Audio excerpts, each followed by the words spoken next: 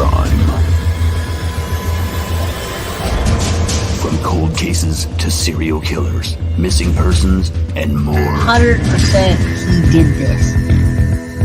I'd go off into fantasy world. How much more lucky can you get that you're not on death row? You want to know what we know? My name is Jay. This is Guilty of Crime.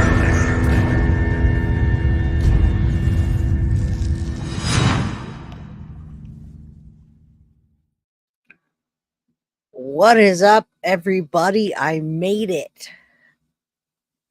A girl's allowed to be late to her own birthday party. Can you see me? And I'm going to put my headphones on soon. But Adam, where are you at, Adam? Hello, everybody. Today, Sarah Boone. This episode is called This Beast is Off the Rails. Yes, it is. And you know what? StreamYard wasn't working. Adam, I wanted you to see my haircut before I put my headphones on because you were asking me. So here you go, Adam. Boop. All the way around. There it is. Is that a mohawk? I wanted to ask Adam if that was a mohawk. All right. Is that what do you consider a mohawk? All right. Adam does hair, and he asked me what my hair looked like in the back. So Looney Boone, this is a perfect day for Looney Boone for my pre-birthday party. Yes, Kim, it's a pre-birthday. Tomorrow is my actual birthday.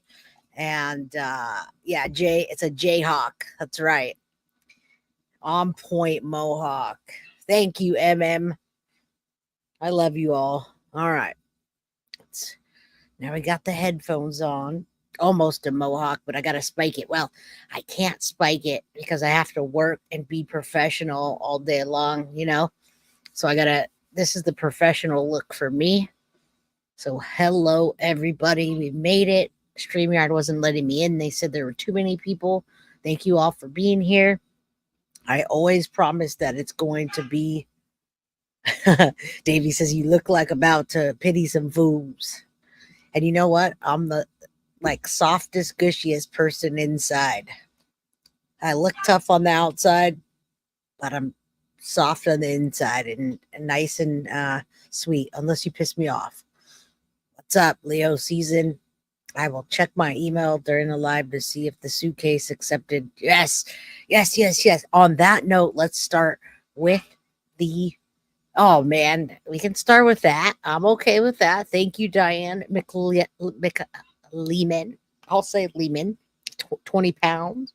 Happy birthday, Jake. Great cut. You're beautiful. I hope you have a wonderful day full of lots of love, laughter, and being spoiled. You guys do spoil me. Here's wishing you many happy birthdays. Lots of love and hugs, Diane. And there's a big hug from me to you. Thank you. All right, y'all. That's what I love about you all. You guys are fantastic. I love the crime crew and what we built. We're almost at 15.5. We're going to get up there even sooner than we think. And Sweetie Brooke Hire, what's up? Stella, what's up? Of course, my man Adam drives Helen. Go to his channel. Soon he's going to have so many people, he's not going to know what to do with it. And thank you, Lady for Justice. I was asking you for help. Anybody earlier? What's up, Bree? Always a pleasure with Bree. She's my girl. I don't know where Carly is today. She's my girl, but I don't know what happened to her. And I meant to message her, and I got he was playing naked hide and seek. What? Yeah, I don't know where Carly is. Well, where in the world is Carly? What's up, Tiff Knox? You made it on time because I just got here. I was late because of StreamYard. All right. Shush with that talk, guilty of crime. It's very true. All right, y'all. You guys came in here. She's a freak if he was naked. Oh, man. I love you guys. Let's go with this first video together. And we're doing a roast. So I have different plans, and it depends how long you guys want to stay here. Thank you, Rachel Townsend. It's Thursday here in Australia, so it is my birthday. Today, I'm 45. The big 4-5. I made it. You know, when I was 21 or even 25, I didn't think I'd ever make it to 45. So thank you. Happy birthday. It is technically my birthday. And thank you so much for the super chat. Never thought I'd make it to 45. Title, A Boon to Remember. There you go. You guys like the background? It's like the party mode. It's my form of party anyway. Man, I wish you all were out here. I'm having a pool party on Saturday, and I wish you guys could come. I wish Adam was out in this area, or Paul was out in the Bay, or anybody was out in the Bay. Any of my folks were out in the Bay because I'm having a pool party on Saturday. Yeah, I said officially it is the 25th. My birthday is not today, Carrie. My birthday is tomorrow. This is a pre-birthday party. So let's go. And we're going to start with this, just in case you've never seen it. And even if you have, we're going to watch it again. And then I had something else, but I have another thing I want to do. So let's listen to this crazy lady, by the way. And I'll tell you about her as soon as after we watch this, just in case. I saw some people that didn't know that Sarah Boone was on her 9th lawyer.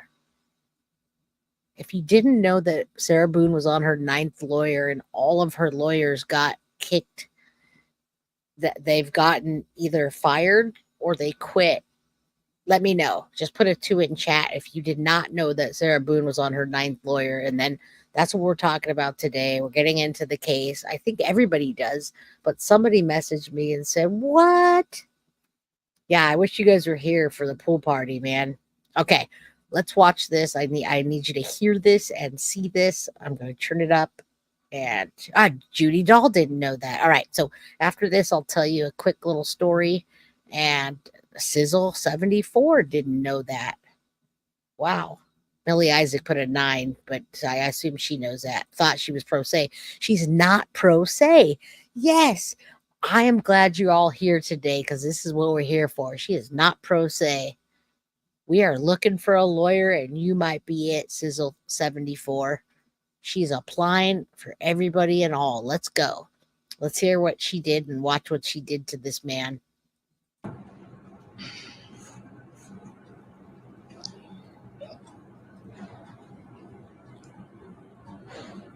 Sarah.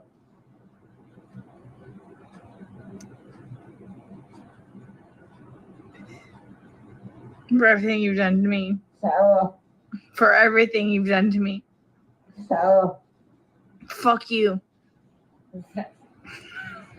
Sarah. Fuck you. Sarah. Stupid. Sarah. That's my name. Don't wear it out. Sarah. I can't fucking breathe, babe. Seriously. Yeah, that's when you do when you choke me. Sarah. Sarah.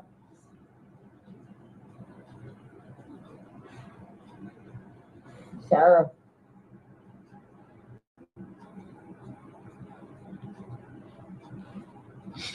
Sarah, I can't breathe, babe. That's on you. Sarah, I can't breathe. It's on you. Sarah.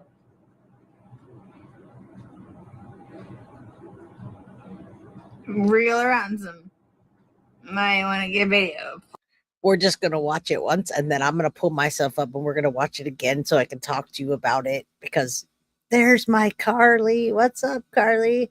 She's going to show trigger warning. Sorry I didn't check in with you today, Carly. I couldn't. I got busy, but thank you all for the happy birthdays. Yeah, we're going to watch this. Sarah's Beyond Twisted, and then we're going to talk about it, because right now I'm watching it, but then I'm going to play it again, and then we're going to do some analysis.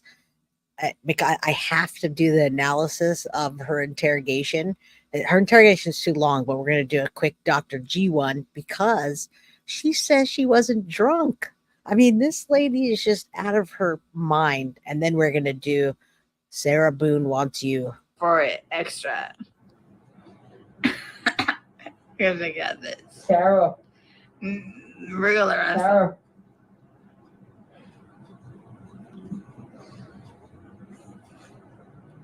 Sarah, I can't breathe, babe.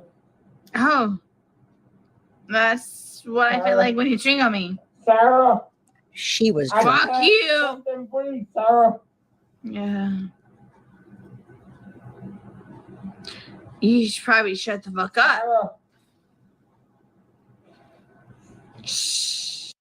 All right, y'all. All right. I'm gonna put myself back up, and then I'm gonna play it one more time for all the folks that just came in, and then we're gonna go to the interrogation. Just because, I mean, it's 2 minutes. She said she wasn't drunk. Is the thing. Like, I've been following this case. I haven't covered it. She's definitely a loose cannon. Now, I want to tell you. Let me tell you quickly about Sarah Boone if you don't know.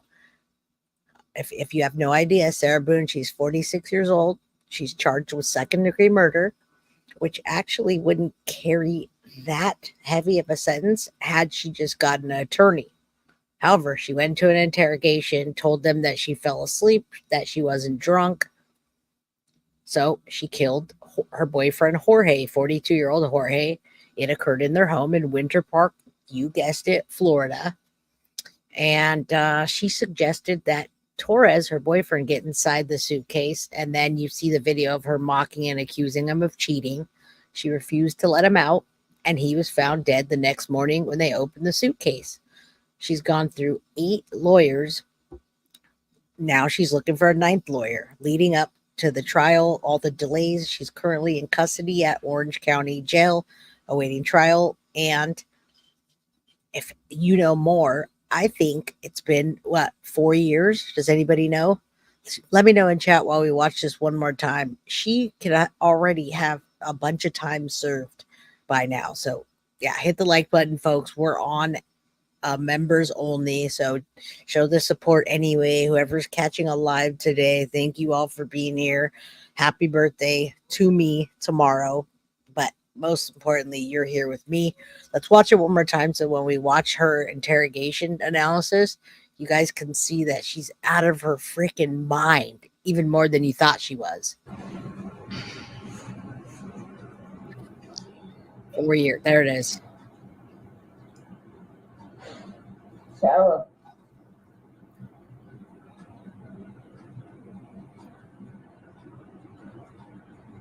For everything you've done to me. Sarah, For everything you've done to me. Sarah, Fuck you. Sarah, Fuck you. Sarah, Stupid. She's not drunk at all. That's my name. Don't wear it up. Sarah, I can't fucking breathe, babe. Seriously, Yeah, that's when you do when you choke me. Sarah. Sarah.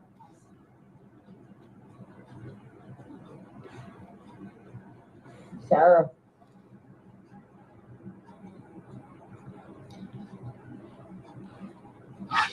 Sarah, I can't breathe, babe. I'm only going to pause this because I said I would stop and talk. Michelle Horick, you are a member of this page. You're not messaging some other page. So, Michelle Horick, if you're still here, you're a member. Someone must have gifted you so graciously a membership. And I love all of your comments in here. Yeah, she is a piece of shit. Now, remember, we're on a members only live stream. So, I don't care. Balls to the wall. We can talk about what we want to. I'm not trying to dull it down, any of that. Could have been any number of torturous situations. Now, she told the police that they were playing hide and seek. Yeah, she's a psycho and she's evil and she's a narcissist and many other things. Clark, you're absolutely right. I don't know how he was stupid enough to get in that suitcase, although police believe that he did get in the suitcase.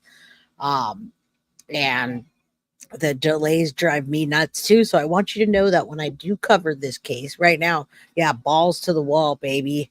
Balls to the wall. Doesn't matter about anything. It's my freaking pre-birthday and it's your members only. You're the one that pays for this to have members only stream. So why is he not moving in there and trying to get out?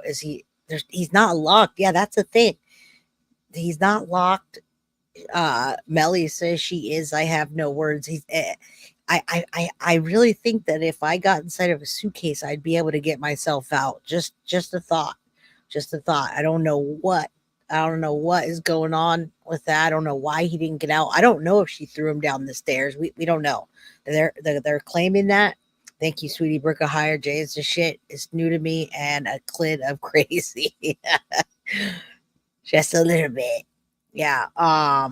She's batshit crazy. Love from Krista or Marsha Young, and then Krista. I saw that. All right. Wow. That's what I was wondering. He got in there by himself. They said they were playing drunk hide and seek. She didn't say they were drunk, though. I think they were drunk, and she bet him he couldn't fit in. You'll need to learn how to be more manipulative. Well, yeah.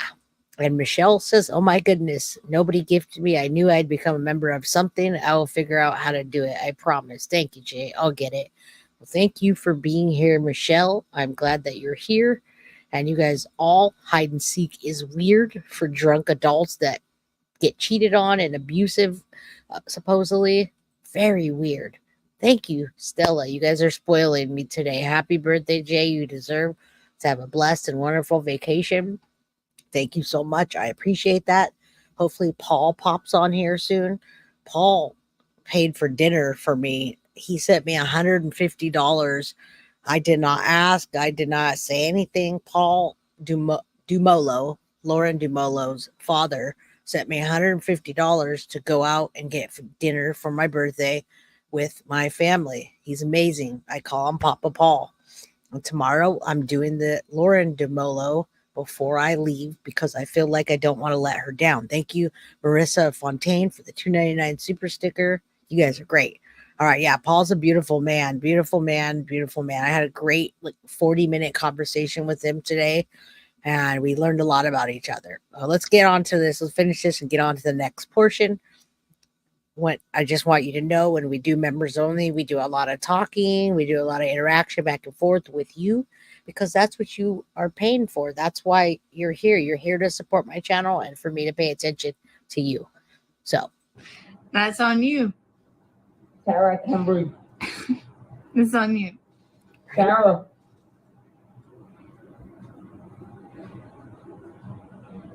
Real or ransom. Might want to get video for it extra. yeah, boy. Because I got this. Sarah. Real or ransom. Sarah.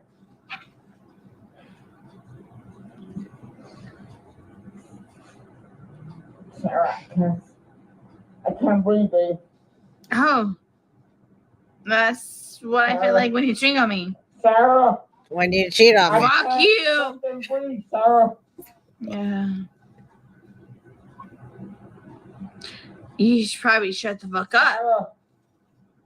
She is so drunk. All right. All right. It's not funny, folks, but at the same time, what's funny about it is that she's really drunk. She's really, really drunk, and she's definitely batshit crazy. The cops come. She stands outside with the cops. Now I'm telling a little bit of the story. Yeah, Crystal Burns. Paul is very sweet. Love that man. He's Papa Paul. Yes, her thriftness. This is Sarah Boone, the suitcase killer. And you're going to learn about this case today, and I'm going to cover it. The reason I started covering it now, yeah, this is Suitcase Sarah. And Sarah wants you. She wants you. She wants you to be her attorney. She's on her 9th attorney. We thought she was all going to go pro se. And guess what? Let me show you this, just because before we get into the next thing, she wrote a letter, which we're not going to read the whole letter. I just want to show you this, and then we can get into it. We're kind of just all over the place right now, but we're on the 9th lawyer. A lot of people don't know about this case, but this is not an actual episode. Thank you, Bree. Gothic Bree. I'm just going to call you Bree because it's Bree. So Bree got me the letter that everybody knows about the letters. This was the July 8th letter after she found out that the judge said, you get no more attorneys. Guess what? You don't get any more attorneys. You're going to have to defend yourself unless you come up with something crafty. All right, so this is what she did, and we're gonna show this, and we'll come back. But I want you to ninth. She fires him. If she fires him, she's just gonna be done. They're gonna give her like 20 years, and she's done. So let me just show you the actual article or the the poster real quick, so we can laugh, and then we're gonna watch the interrogation thing. So this is why I posted that on my, in case you were wondering, my thumbnail. Imagine trying to have a conversation with this woman. I cannot imagine. And you know what? Astara, she's fucking wasted. Absolutely. And the first thing she said was, I wasn't even drinking. I rarely drink. I may have had a glass of wine. She didn't know the police had that video. They had her, was it her laptop? We're going to see it. They played it from her laptop, and she acted like she didn't want to see it. She didn't remember filming it. And I think it came off of her phone, but then they put it on the laptop. So now it's going to be really hard. I watched The Lawyer, I wanted to cue that one up today, but I'm not sure if we'll have time. And okay, I will call you Bree. I like Bree. She's locked up, but she hasn't been to trial because it's been 4 years and more, because she keeps firing attorneys or they keep quitting. She's beyond evil, batshit crazy. I think you think a lot of us are going to be disappointed about what? The ad? My question, how did she get him inside the suitcase? Wow, a lot of you guys, I really do need to cover this case. I can't believe how many people don't know about this case. I go on page explain how these things work. Geez, maybe I should just Google it. we can talk about it. And my friend, there's my friend Lil Red Zero. Hey guys, how are you? Very late for an important date. That's okay. All right, so let's read this. Yeah, Davey, I'm glad that you say that, because the reason I bring up how long it's been is because she's already served 4 years. By the time they get to trial, she'll be on her 5th year, and I have a feeling she's not going to do more than maybe someone could look that up, but that is a charge that is not something that she intentionally did, and she was drinking. So I don't know if she's going to get more than like 10 years and then end up serving 7, and she'll be out in like 2 years by the time trial starts. So you're absolutely right. She's not going to be out. She's not going to be in there that long. The suitcase was not locked, folks. And the poster gets an A+ for a school project. I'm glad you brought that up. Let's read the poster because it looks like a school project. And then you're going to see her interrogation. And I will cover this case because I did not realize that so many of you did not know this case. That's crazy. All right. So she actually sent all of these papers to the judge with this whole letter after she found out that she didn't have an attorney. So she sits there and she handwrites this letter, and it says, inmate seeks attorney, with her little pen. She's looking for a prosperous challenge, or no. She's proposing, are you looking for a prosperous challenge? Ready for your close-up on national television? Are you zealous with a side of keen? Show the world who you are with your original creativity, extraordinary expertise, confident ingenuity. Qualifications must include being trustworthy, honest, passion-driven, open-minded, exceptional problem-solving skills, client inclusion at all times, team orientation, collaboration, extreme efficiency in listening, communication, understanding. Where's the and understanding? Dedication to success, possessing a winning mindset, capability of excellence in representation, committed, maintaining faith in the client and the case with the ability to think differently, overcome all circumstances. Epic opportunity awaits you. It doesn't say you, but it awaits you. And a crime to remember, wrote Sarah Boone. Let's see what happens. If you want to contact Sarah Boone, contact her. Her inmate number is 200 5623. Orange County Correction Department. Invest in the oppressed. Believe. That's my favorite part. Invest in the oppressed.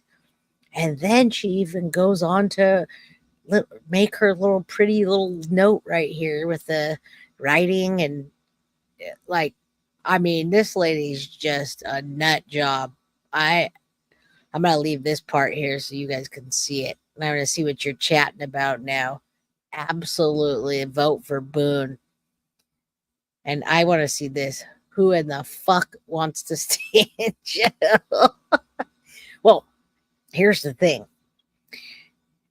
It doesn't matter because she's going to get time served anyway.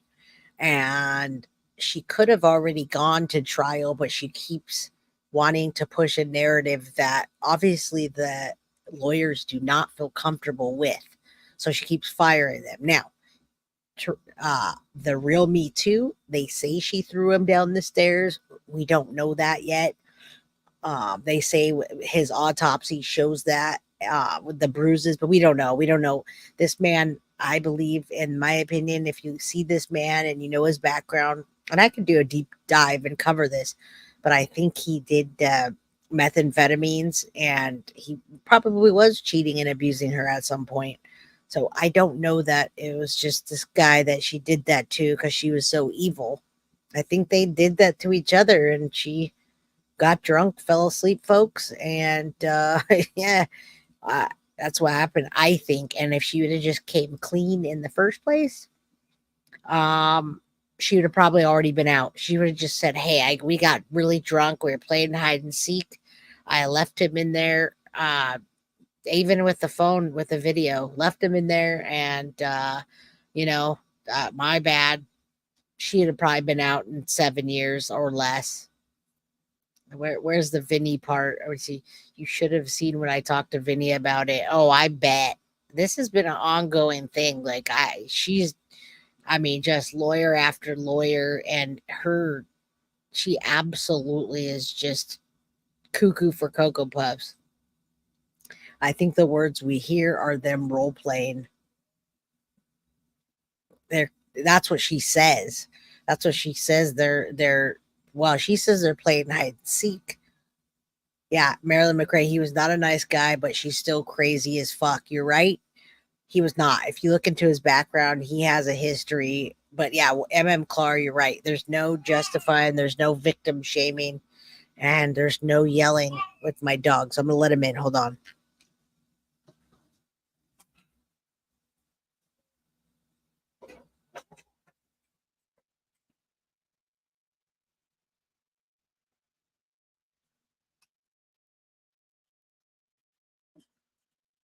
There he is. Did you get the birthday party? Did you get the birthday party? Okay. All gone. All done. All right. All done.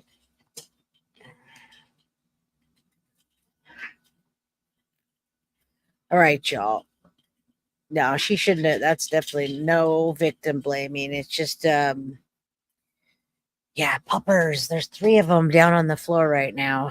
They all wanted to join. So I think this is funny, and I thought I wanted to share this with you, and many people have not. I wonder who's gonna.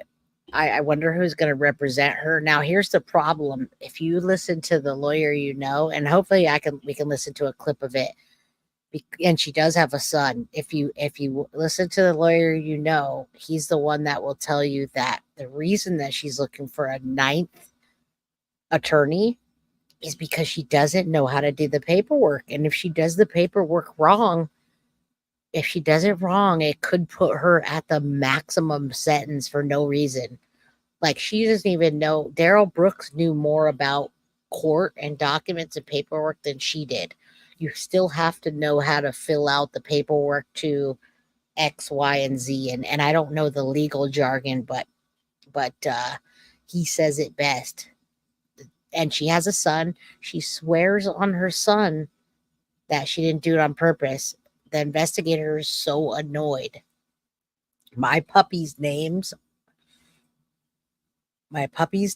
are Bowie, Wes was the one you saw, Smith and Wesson. He's my 9mm. I have a 9mm, and I named him after my 9mm. His name's Wes or Wesson. And then I have Pieces and Bowie. And Tracy's the one that passed away. Trace is the one that passed away like 2 weekends ago. All right, so let's watch this craziness. I do want to watch this because a lot of people haven't seen this case, so like I'm jumping so far ahead, but I want you to see some of this because it's madness to me.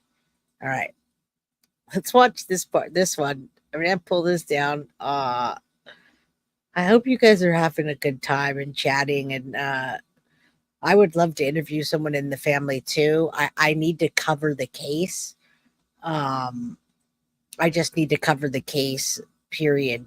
I haven't covered it yet at all. This is just me having a silly time with you all about, hey, do you want to apply for this? But I want to cover it properly. Smith and Wesson's weird when they make such good guns, but I've never had a Smith and Wesson knife. All right. I've never had a Smith and Wesson knife. You can't defend this behavior by just saying I was drunk and we were playing hide and seek and I went to sleep and I forgot about him. Thank you, Susan Travers. Hey, Jay and family. I haven't been on a few days. Oh, you're sick? No, but you're back now. Well, thank you. You're coming at the right time. And I will cover this case now that I introduced it. And yeah, she gets an A for effort on the penmanship, but she has nothing to do. And folks, there's so many letters. She's written so many letters, and she's now writing to the world. It's not just to the judge. She knows that we're all on social media taking a look at this stuff. So let's watch this together because I really wanted to show you the interrogation for the people that didn't see it. Basically, what happened was the suitcase, then the body cam from outside, then the interrogation. But I can certainly cover this in a proper way. I always joke with my friend about jumping in her suitcase when she goes on vacation, but damn, I don't literally do that shit. I'm too fat. Well, you know what? I didn't even show you the victim. Do you guys want to see who Jorge is? I should show you who the victim is because we're doing Sarah Boone and we're teasing about her, but he's just a little skinny, tiny, like he looks like he does methamphetamines, folks. I can't say it any better than that. Let me show you who he is because some of you guys just don't know this case. So before we jump into that, I want to show you who the victim is and just do it properly. I did not realize so many of you didn't know this case. I hope you have a wonderful birthday. Enjoy your party with your family. You're the best. Thank you. My party's Saturday. If anyone's in the Bay Area, hit me up, please. And she probably will do he looks like he's a skeleton of a person. I'm pretty sure he does some kind of methamphetamines or something. You made it and you're perfect time. All right, let me show you who he is real quick. I really thought everybody in the world knew about this case. So I'm going to show you that and then I'll get back. We should always say a prayer for the victim and their families, no matter what. Doesn't matter. He doesn't deserve that. Nobody deserves that. And if he was beating her and cheating on her, she should have left him. Like I say to everybody, get a divorce, leave somebody, but don't do that. Okay. So there he is. Now you can see why this man, I'll bring it down so you can see a bigger picture. You see this guy, Malibu surfer, remember for too much, wish for last judge, super hard ass. Yeah. The last judge. I hope that the last judge comes in and rigor mortis was setting in. He was stiff, folks. They had to unroll him out of that suitcase. He was in a fetal position. Yeah. For the people that do know, what's up to all of you guys? He was in a fetal position. They were both messy, but I don't ever want to victim blame. He looks like he probably drank a lot of alcohol. I hear background things about drug problems and methamphetamines. And they were several domestic violence calls. There were. There were, and so that's what she's claiming is domestic violence. And I don't know what she's trying to spin, but he looks like he'd fit in a carry-on. He does. So I'm glad you guys got to see him. Do you know where he worked? No, I am going to do a deeper dive into this, but today, yeah, her and Letitia should be cellmates. Okay, let me read this article so you guys can see it, and then I'll tell you. Of course I know why. They were playing hide and seek, silly. Don't you play hide and seek, naked hide and seek with your partner at 30 or 42 years old? Duh. I was just playing naked hide and seek last week, but my wife let me out because she wasn't mad at me. Anyway, just kidding. All right, I'm going to tell you why he got in the suitcase. He got in the suitcase because, no, he got in the suitcase because they were, apparently they were doing some kind of game. Davey says maybe role playing or something like that. And he got in and she left him in there. He got in there willingly. He's really, look at him. He looks really like small and thin. He rolled up into a fetal position. Sarah Boone needs to show she was helpless before leaving boyfriend to die in suitcase to walk free, experts say. A Florida woman who's on trial for allegedly leaving her boyfriend in a suitcase to die will have to show that she had been helpless in an abusive relationship to get off the hook, a defense lawyer has revealed. Sarah Boone was charged with second-degree murder of her boyfriend, Jorge Torres, 42, after she allegedly zipped him inside of a suitcase during a drunken game of hide and seek. She did not return to let him out for hours.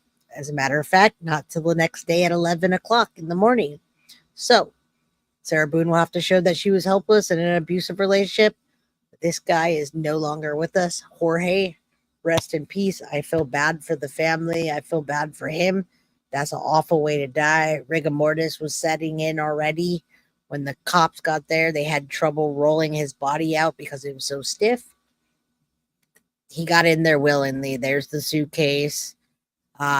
They are charging her with, I guess, I don't even know what the charges are. That's a good, they're charging her, like she did it premeditatedly, like she pushed him down the stairs, and I think they're trying to charge her with the maximum, but I don't have that in front of me because I didn't put a full case together. I've just been watching this. Torres pleaded for help. They got him on camera. I showed you that. Boone's laughing and joking, saying, "That's what you do when you choke me." Eventually, she went upstairs and fell asleep, leaving him in the suitcase. The following morning, she found him unresponsive inside the luggage.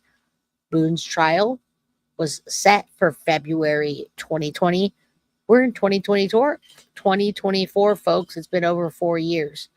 All right. So, they don't say anything. She's on her ninth, she's on her ninth attorney. She's looking for one. And yeah, I think they're just trying to convict her with the highest that they can. She's defending, if you want to know her defense, a victim of battered spouse syndrome. They would not only have to show an ongoing cycle of abuse, but also that she felt helpless in killing the other person, which makes no sense because she said they were playing hide and seek together. Okay, Princess Mish, second degree. Thank you all for that. Thank you all. Second degree. That's no joke. However, she's going to have a lot of time served by the time she gets to it. So I want you guys to watch this with me because it's absolutely ridiculous. She seems so helpless.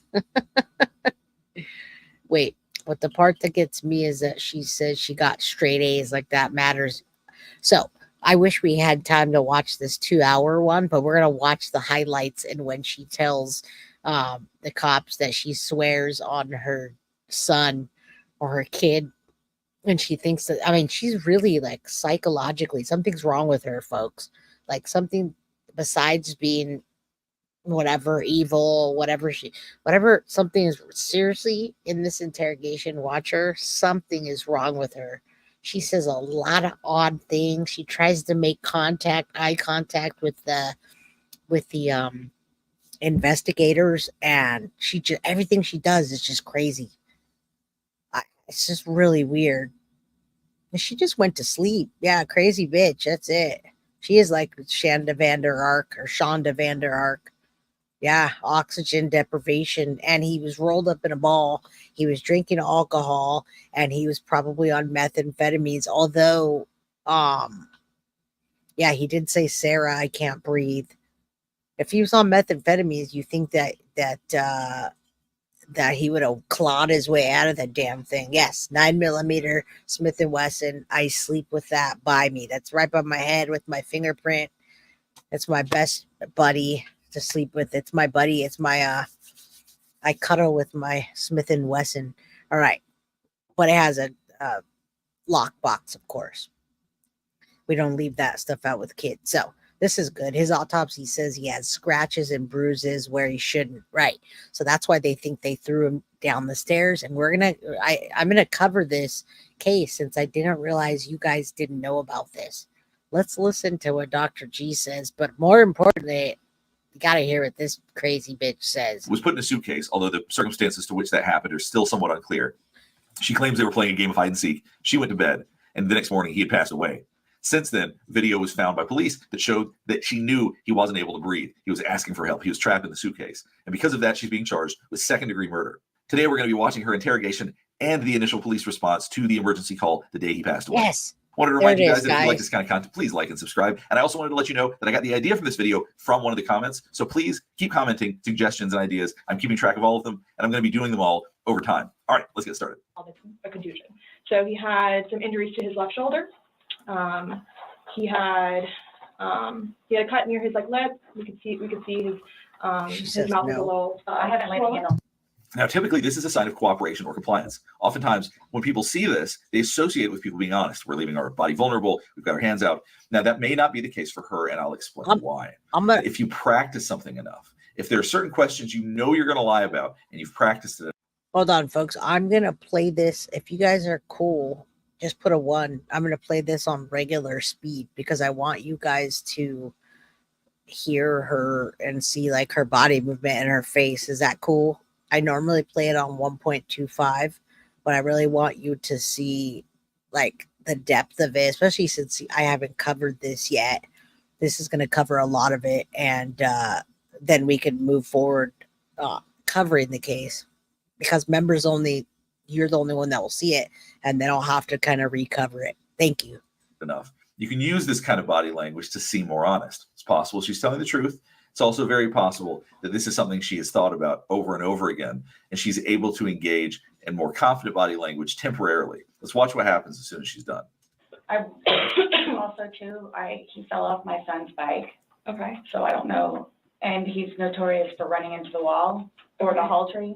So Okay. I don't- What about the scratches? So let's watch this interaction again. I'm going to show you what I think is possibly true, what's rehearsed, and what is less likely to be true. laid a hand on him. So this, I think, is rehearsed. Okay. I also too, he fell off my son's bike, Okay. so I don't know. And he's notorious for running into the wall. And those things, I don't think she believes that's where those bruises came from. Right now, she's not speaking as openly and as confidently. The hall tree. So But then, once again, hands up to say, hey, don't look at me about this. This is not my fault. Because this is something she is very certain that she wants to get across. Okay. What about the scratches? oh gosh. My Last week? understanding he was there last Tuesday. I don't know if it was Tuesday. Now, you'll notice the detective on the right. He's leaning forward. This is a way to seem friendlier. Obviously, they're asking her questions. Obviously, they don't sound especially friendly, but people feel closer to you when you.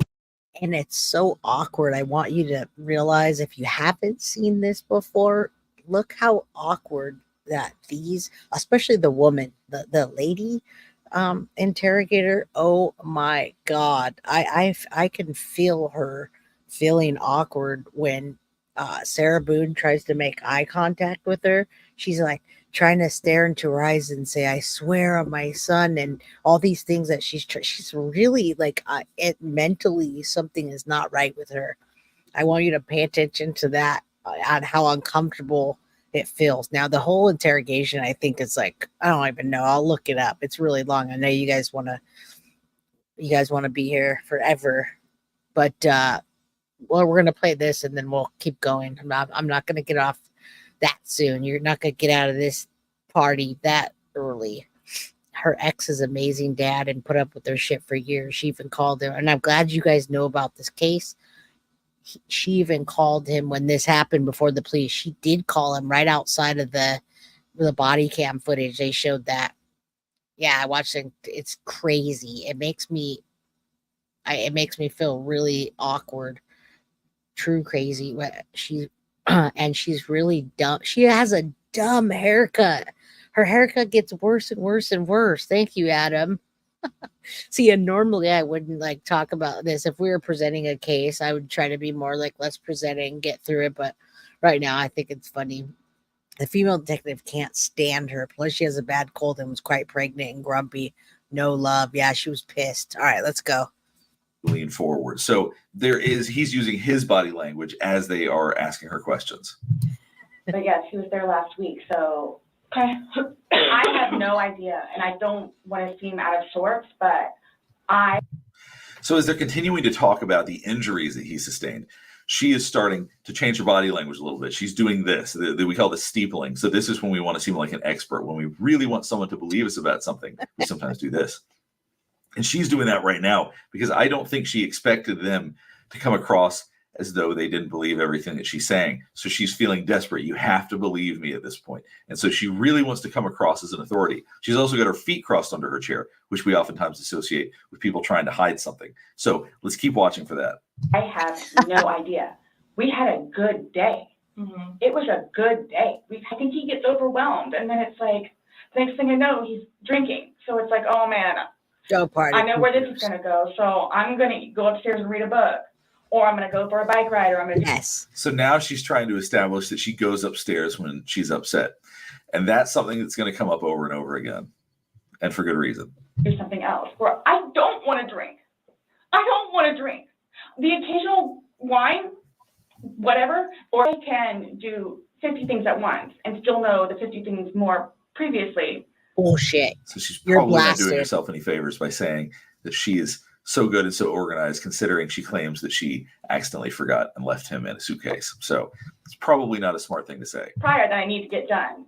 He can't process like that. He didn't process like that. So he would literally, not literally, but have smoke. We're having a good time. I can't get drunk. So not only is she saying she doesn't get drunk, she can't is what she's claiming. So let's keep. Okay, so what do you guys think about that? She literally just said, I can't get drunk. We just watched that video together twice. She was drunk as fuck. Oh my God. Brenda Pavey, thank you. Happy birthday. Let's party. What's up, Brenda? I wish you guys were here locally so you guys can come to my pool party. Man, not only does she have bad acting skills, but can't get drunk. Ha ha ha. Yeah, right. Crazy. That's ridiculous. All right, let's keep going. There's so much more. Watching. Number one, I do not want to get drunk. Now she's doing this again. She is desperate for them to believe this fact.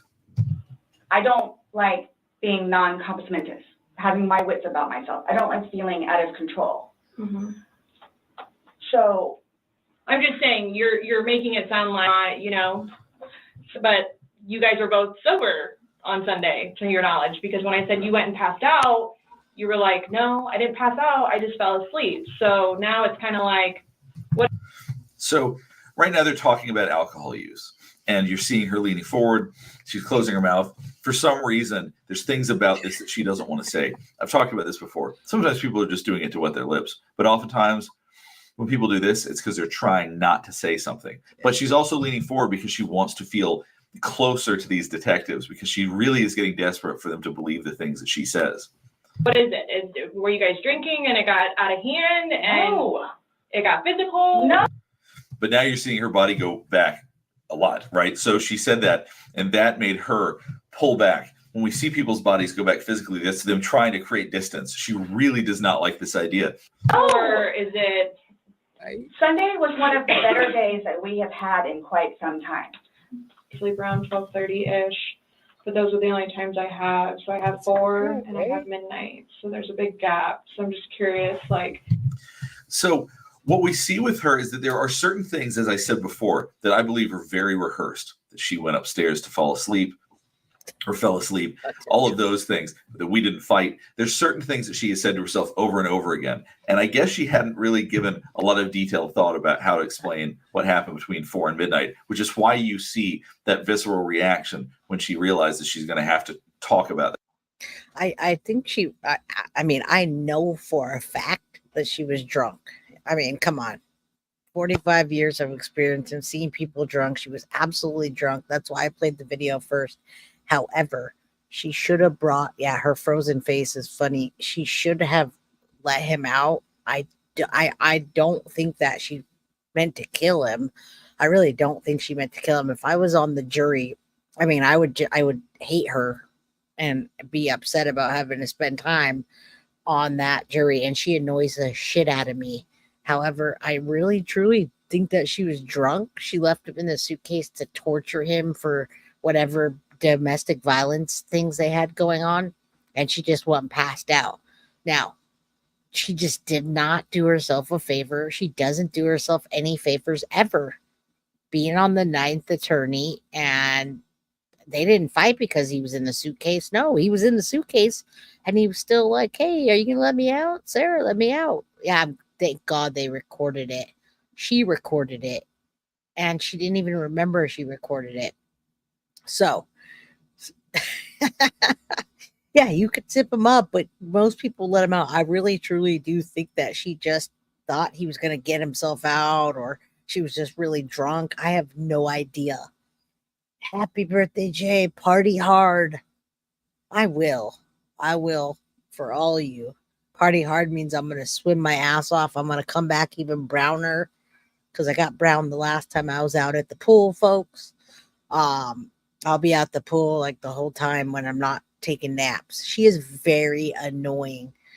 Millie says, I sent you a video of her recording the suitcase moving. I think I just did that, but I'll take a look at it. Wait, where'd you send it to? Because I played that one. All right, let's watch this. I don't know what you're talking about, Millie, real quick. I if you email it to me, I'll be able to check it out. That time period. If you recall when you went upstairs to hide in the shower, or like when we started to play hide and seek.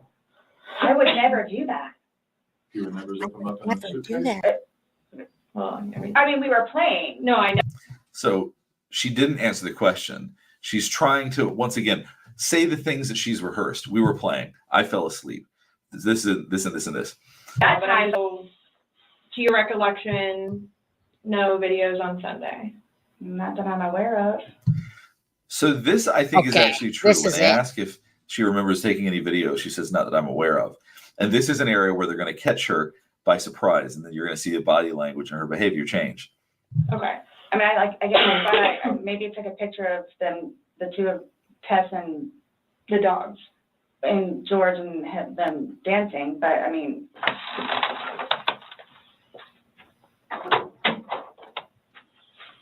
No, it was just the way you said it. you guys were are scaring me. So you can see her rubbing her forehead like this. We do this to pacify ourselves. When we're feeling stressed, we oftentimes see these people rubbing their forehead. And at this point, she's for the first time really starting to understand the seriousness of the questions the detectives are asking, that they can't just take her word for things, that they actually have a video of her talking to him while he's in the suitcase. She seems quite inebriated in this video. So I'm thinking that she's only now just starting to remember that she even took it. All right, Millie, after this one, I'll play the she is heartless. She was drunk. She got caught. You had to be drunk not to remember that. And then she just keeps lying and lying. And what's worse is what the predicament she's in now.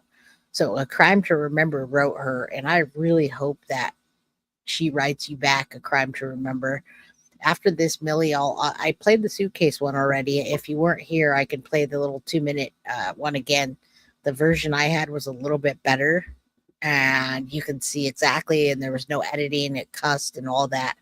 But yeah, let's was the homie in a gimp suit? Yeah, I don't know. I think he was naked in there. And how is hide and seek if she zipped him in a suitcase? Like, right? What does that even mean? He's in a suitcase. Did you send her a stamped envelope with your letter? Tell us, crime to remember. I really believe that she didn't know that video was on there. Do I have to watch this? All right, so she just leaned back. Do I have to watch this? She's trying to create distance between them. She is now feeling distinctly more uncomfortable. And as the moment grows closer, she may be remembering little bits of what she said or may have a better idea of this video.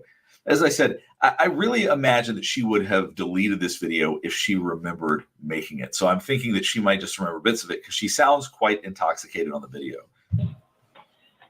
I continuously throw up. I don't sleep. I don't want to see it, if that's okay. All right, and now she's touching her lips. We oftentimes associate this with doubt and uncertainty. Aside from the fact it can have a pacifying effect and help us.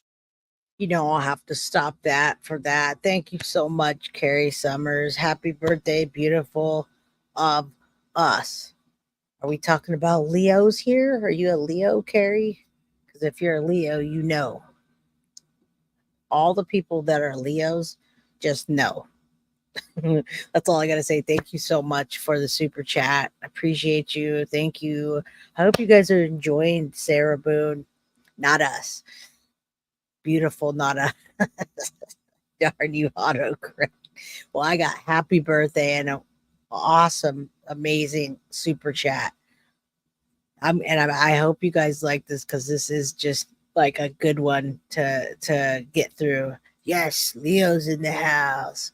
My mom's a Leo. Her birthday's coming up. And Rebecca, 723, you hit the Leo right barely on the mark. That's where it starts. You're right before Leo. You're a Cancer. You're definitely a Cancer, Melissa Johnson. You are. I know all the signs and their different kinds of traits. And Leo in the house. Leo, I am a Leo. What do? I didn't hear. Well, if you're a Leo, you know the Leo traits. You know how we think. My husband's a Leo and I'm a Virgo. If you know about Leos, you know. If you know any of that, then you just know what Leos are like. All right, this is a perfect case for us to cut up because she's so ridiculous. Rest in peace, Jorge. Right. I have a 4-minute clip after this, and I'm going to play the victims. I believe it's a family member. I don't know if it's his mom, but I don't think he had a lot of support, folks. August 17th, you're a Leo. Leos have a thing with their hair. They do have a thing with their hair. You're absolutely right. Thank you for knowing. Thank you. All right, let's keep going. Feel calmer. She is now starting to feel more uncertainty about how this is going. She's not so sure that she's going to get through this the way that she wants to. Well, it's on your phone, and you can either explain it or we take it for what it is. Yeah, we're just trying to give you the opportunity to tell us what's going on. That's it. It's that long? 2 minutes. No. For everything you've done to me. For everything you've done to me. You, your voice. Stupid. Sarah. That's my name. Don't wear it up. Packing something. So this is upside down. Guys, this is killing me right now. So this image is upside down. So guys, this is killing me right now. She's trying to garner their sympathy. She's trying to say, hey, you need to care about how I feel about this. And so I think that she misreads the situation in that sense, as though the detectives are going to go, okay, well, we'll let up since this is making you uncomfortable. But that seems to be maybe something that she's done before. My plan was not to go upstairs and go to sleep. Once again, my plan was not to go upstairs and go to sleep. That's one of her key phrases. She says it over and over again. And she says it with confidence because I believe that is a practiced phrase. Well, that's what you did. Yeah. But not intentional though. No, I'm just telling you what we see and what we've heard from the other I video. understand. Now, another thing that you see is she looks very intently at times at the investigators. So she'll look at them strongly, and that is looking for acceptance. Once again, There you go. And I love him sometimes. Dr. G's great, but last time we saw him, it was not so well with the Jen Soto thing. But she's looking for acceptance. Look at that face. She's looking to connect with the investigators, interrogators, whatever you want to call them. Not so smart. She recorded her crime, forgot about it, and then she lies about it. She just blacked out and forgot. And that's what I think too. I literally think she blacked out, forgot. And I do. I think she got drunk. I don't think she tried to kill him. I really don't think that she wanted to kill him. She did kill him. She was being a bitch at the time, literally being a bitch. Like, fuck you. And I'll play it again because I think Millie missed the beginning of it. And thank you, Adam, for the $5 $5 Cash App. And Valerie, if you're not here, Valerie Veramonte sent me a $25 one. Thank you, a Cash App. Yeah, I don't know. What do you guys think? You think she intentionally did that? I think she wanted him to suffer and suffer more. I do agree with that. I just don't know. Yeah, her true feelings came out. I'm not sure. Jay, did you hear that the sheriff posted this crime? Yeah, I did. I was texting all my people that I text all the time. I made my rounds about that, the crime scene photo, and he'll be fine. There's a 3-minute video on that. If you guys want to watch that after, you can. But yeah, definitely. I thought they were gonna arrest Jen Soto when I saw breaking news on the Madeline Soto case. Honestly, I thought they were gonna be like, either they found out who the driver was and Jen was with Stefan Stearns, or they arrested. But it was kind of just a nothing burger. Anyway, if that's the case, she has no shame. Yeah, agreed. I agree with that, Stella. If she's no shame, very smug. She should have just said what happened. Clar, one of my favorites. Well, you're all my favorites, but I just love the emails between us. And well, thank you for the $4.99 super sticker. I appreciate it. I'm definitely going to have a good birthday. Carly says, check out the TikTok. Oh, are you talking about my TikTok? I was like, wait, I didn't know he leaked a photo. He sure did. All right, let's play this. And you didn't know there was a photo leaked of Maddie? Her body was leaked, a picture of her body at the crime scene by one of the officers there. She's trying to be convincing, and then she'll look at them for acceptance to make sure you are accepting what I'm telling you, right? Because you have to, because this is the way things are going to be, because I'm not going to get in trouble for this. I understand. He's begging for you to let him out. You're laughing in the beginning, and then in the end, it sounds kind of like no, it's not malicious. It's not malicious. Then what is that? And now she's starting to get hostile because she knows how much trouble she's going to get in. So it goes from funny to no longer funny, but you're the only one laughing. But I didn't think that he was like panicky. Like So pushing up on a suitcase. So now, earlier you were seeing her be very expressive and very animated. Now it's a lot more pacifying behaviors, touching her neck, trying to calm down. Now, as she's starting to realize that this is going very badly, now she wants to calm herself down rather than try to make a convincing and compelling case. She's trying to be cool under pressure. He's saying, Sarah, Sarah, Sarah. I can't breathe. So what? You know what's on that video now? No. You remember making that video? No. Why don't you remember making the video? Probably because we had been drinking. But you weren't drunk. Now, one thing that we also see is that when people do palms out but hands up, that is often a very strong indicator of lying. Palms open and down, not always, but palms open and up oftentimes indicates insecurity and lying. Probably because we had been drinking. But you weren't drunk. No. Just because I went upstairs and just because you're drunk doesn't mean that you... times that you were not drunk. You said that you had your... My plan was not to go upstairs and go to sleep. 3 is very lucky. Thank you. And thank you for the happy birthday, More. We're going to say More K, 1967. I'm going to assume that is your year of birth. Oh, Clar, you sent me another $2 super sticker. Thank you. Is there avocado in there? I have a weird thing about avocados. I love avocados. They're so good. All right. And if you guys want after this real quick, in between the next thing, I can show you the breaking news. I wanted to share it with you last night. I wanted to share it about the officer being questioned in the Madeline Soto case. Thank you, Carly. And I have to talk to you after. All right. Not anything important. Just I haven't talked to you. I love it. Her plan. I love guac. All right, let's keep going. Moore is my last name. I figured Moore, and then K is, what does K mean? All right, let's finish this. Keep going. I'm having fun with you all. My plan was not to. Once again, this is the point that she has repeated to herself. I'm guessing. Once again, this is speculative, but I believe she has repeated this to herself over and over again. My plan was not to go upstairs. My plan was not to go upstairs. And so you see her saying this, and once again, you see the fingers together. You have to believe this. He'll be up here any minute. But you willingly went upstairs and went to sleep. No one forced you to go upstairs and get My ready plan for wasn't bed. also to leave him in the suitcase. So why didn't you take him out? Because I went upstairs and then I You fell got asleep. drunk. But why didn't you I was- consciously think? Once again, As I was I went plastered. upstairs and fell asleep. This shows a lot less security about this answer. Now she's starting to feel less confident of it. The palms open, hands up. She's feeling less confident about how this is going. He's asking to come out. He I can't didn't do it breathe. intentionally. What do you think is gonna happen if you? She said that I didn't do it intentionally, and this is not even on a 1.25. Sadie's mama, I love you. Thank you so much. Hope to have the potato wrapped up in a red bow for you.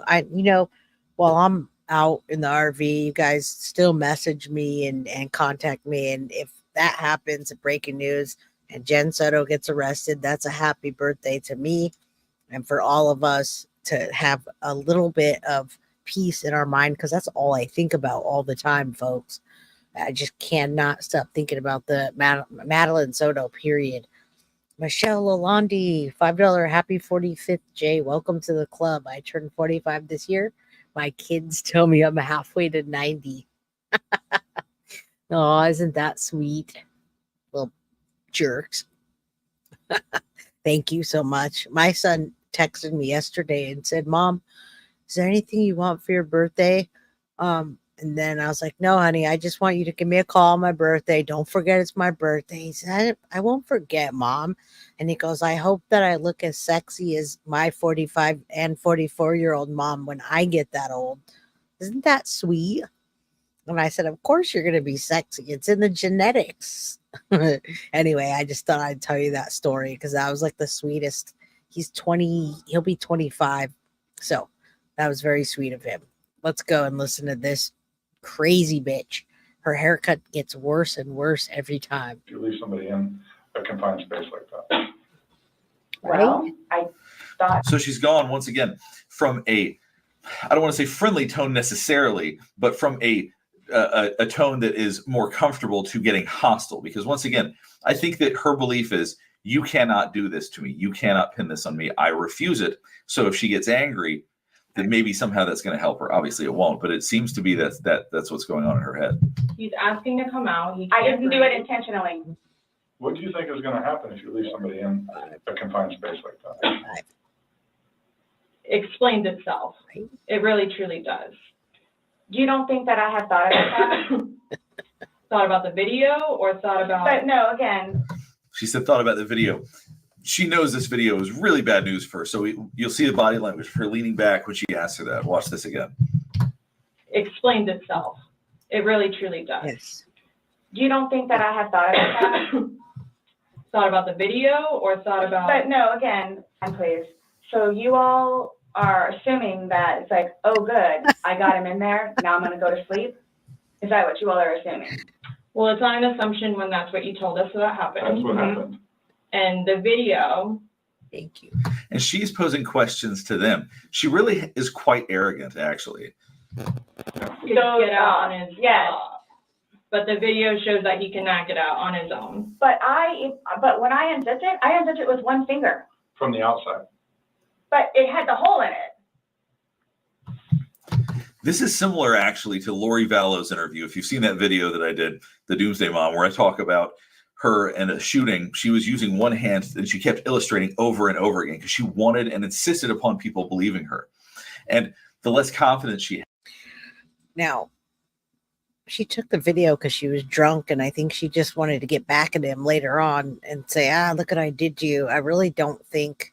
No, he doesn't do the whole interview. The whole interview is like an hour or two. I don't even know. We've got another 8 minutes, but I still have more for you. No, he doesn't do the whole video. But I don't want to just do the whole video. I kind of wanted to cover a lot of things today, and we're not doing it like we're covering a lot of things in one day rather than a bunch of episodes at once. Her first mistake was blabbing to the cops without a lawyer. Dumb move. She trusted that they were going to just listen to her. I think she showed him. I think she did that so she could show him later. I don't think she meant for him to die, but she should have just been straightforward and said, hey, this is what happened. And she just keeps lying and lying. And now she's getting herself in a worse predicament. That's why we say this beast is off the rails. And Sarah Boone wants you. She wants a crime to remember to go ahead and be her lawyer. Sue, 60, no big deal. You're in your room crying. Davey says they filmed themselves like any couple filming themselves having sex. So Davey thinks it's like some role-playing thing, and it absolutely could have been a role-playing thing. You're right. It could. This is how they get off. The video allows them to relive the experience. You're right. A lot of people do that. And I absolutely just never talk to the cops without representation. I agree. Interview seems like it's 9 days long. Ask me how I know. How do you know? She could get off with involuntary. She could, but she says she's not drunk. It's the dumbest thing ever. Marcy from Australia, or Maurice. I'm sorry, Maurice. It was supposed to be 6 a.m. when we started, so now it's 7:30 in the morning. Am I right? Is it 7:30 in Australia? And hello, thank you for attending. All right, let's keep going. BDSM, yeah, whatever. Had the less animated she was, the more she would use just one hand to talk. And she's doing something similar right now. Her left hand is sitting. She's trying to use her right hand to illustrate this. So she's trying to be emphatic, but also this may not be true. There's something about this that she's not confident when she's saying. This is horrific, okay? Horrific. It is terrible. Yeah, so Horrific. I believe that she's referring to the interview process that's horrific, actually, and not the situation. And I think the detectives are referring to the situation, and I think that they know that. But one video. Well, in between the two videos. It's Between the two 11 minutes. videos? Okay. Yeah. So what's the question again? When he's begging for his life, telling you he can't breathe, let me out, just let him out. What are you? Now, this is not her leaning forward in order to seem closer. It seems that she's trying to brace herself because she's getting so upset. It looks like she's got a lot of tension, and she's just trying to hold it together right now. I don't. Thank you. Are you serious? Member for 1 month. Happy birthday, Jay. I'm crazy about you, girl. With an avocado. I love avocados. Yay. And I missed Not the Mama's comment. What'd she say that was so funny? It didn't come through.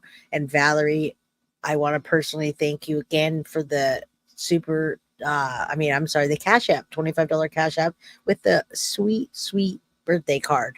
Thank you. If she would have just said I was drunk, I didn't think he would die, help me get sober, you're absolutely right. And she's just not. She's going on and on and on and on, and she's firing attorneys. It's just absolutely, in the context, there's no way to prove that.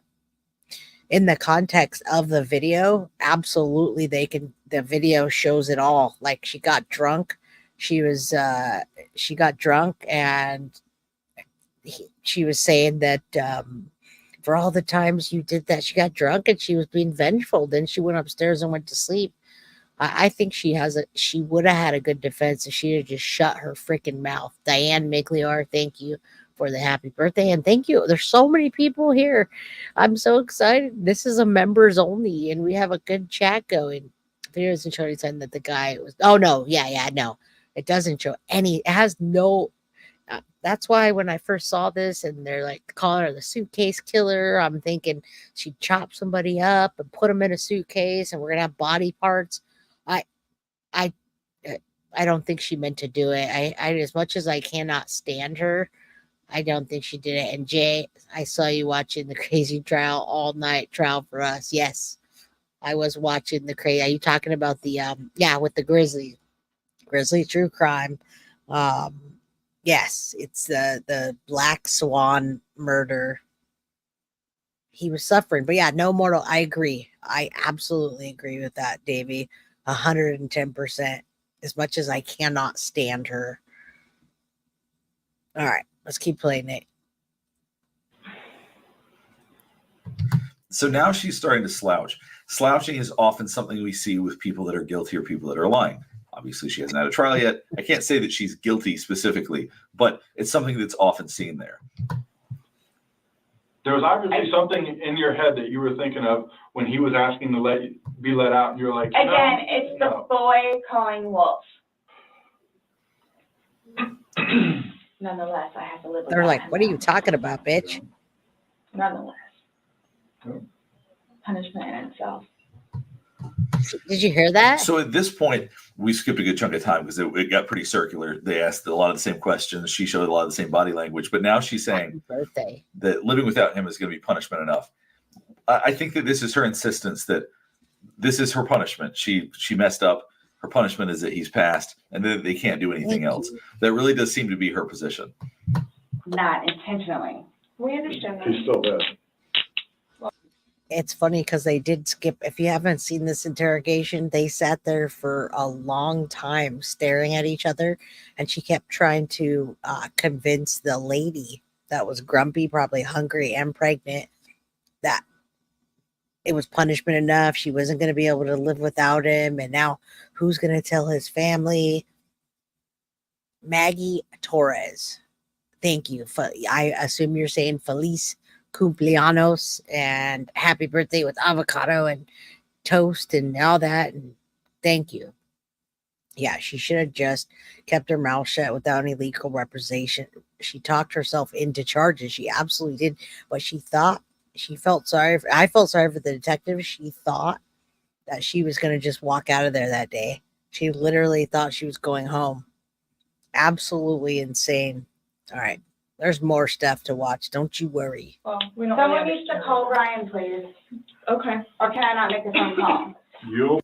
So now we're going to see Sarah Boone interacting with police after the emergency call was made. You're going to see some interesting inconsistencies between her interview from a couple of days later that we showed first and when she was initially on the scene. Sorry, what's going on? Sorry, I just got here, so fill me in. No problem. Like, having a good time with one another, but we're drinking. We had a bottle of wine last night. Okay. So then it's like. So you can already see, she said she had a bottle of wine last night. Now, in the other video, she had said that she can't have more than 2 or 3 drinks. So there's already things that we're seeing that are demonstrably false. Decided to play hide and seek, right? Okay. And then she said they decided to play hide and seek. This part still confuses me. So he gets in the suitcase. Okay. There's something about that just makes no sense. So I don't know why that's what she chose, that they were playing hide and seek. But it doesn't make any sense to me, and I don't see how that's believable. Let's just watch that interaction again. We had a good time with one another, but we're drinking. We had a bottle of wine last night. Okay. So then it's like we decided to play hide and seek, right? Okay. So he gets in the suitcase. Okay. Who is this guy? That's my ex-wife. Okay. I didn't know what to do. Okay. Now, she's obviously a bit rattled, but she seems relatively calm, and I'm going to contrast that with something in a second. So just keep in mind the way that she's been talking. I didn't know what to do. Okay. So then he came over here. Here, let's talk. I fell asleep. Yes. When did you do CPR? This morning. So when she's talking about him, she's not getting upset that he's dead. It doesn't sound like. I mean, she's not. I know everybody reacts differently. We've talked about this in other videos. In crisis situations, there's not really a right or wrong way to react, but talking about him is not upsetting her. What's upsetting her is the idea that she fell asleep. She gets upset when she talks about things that she did.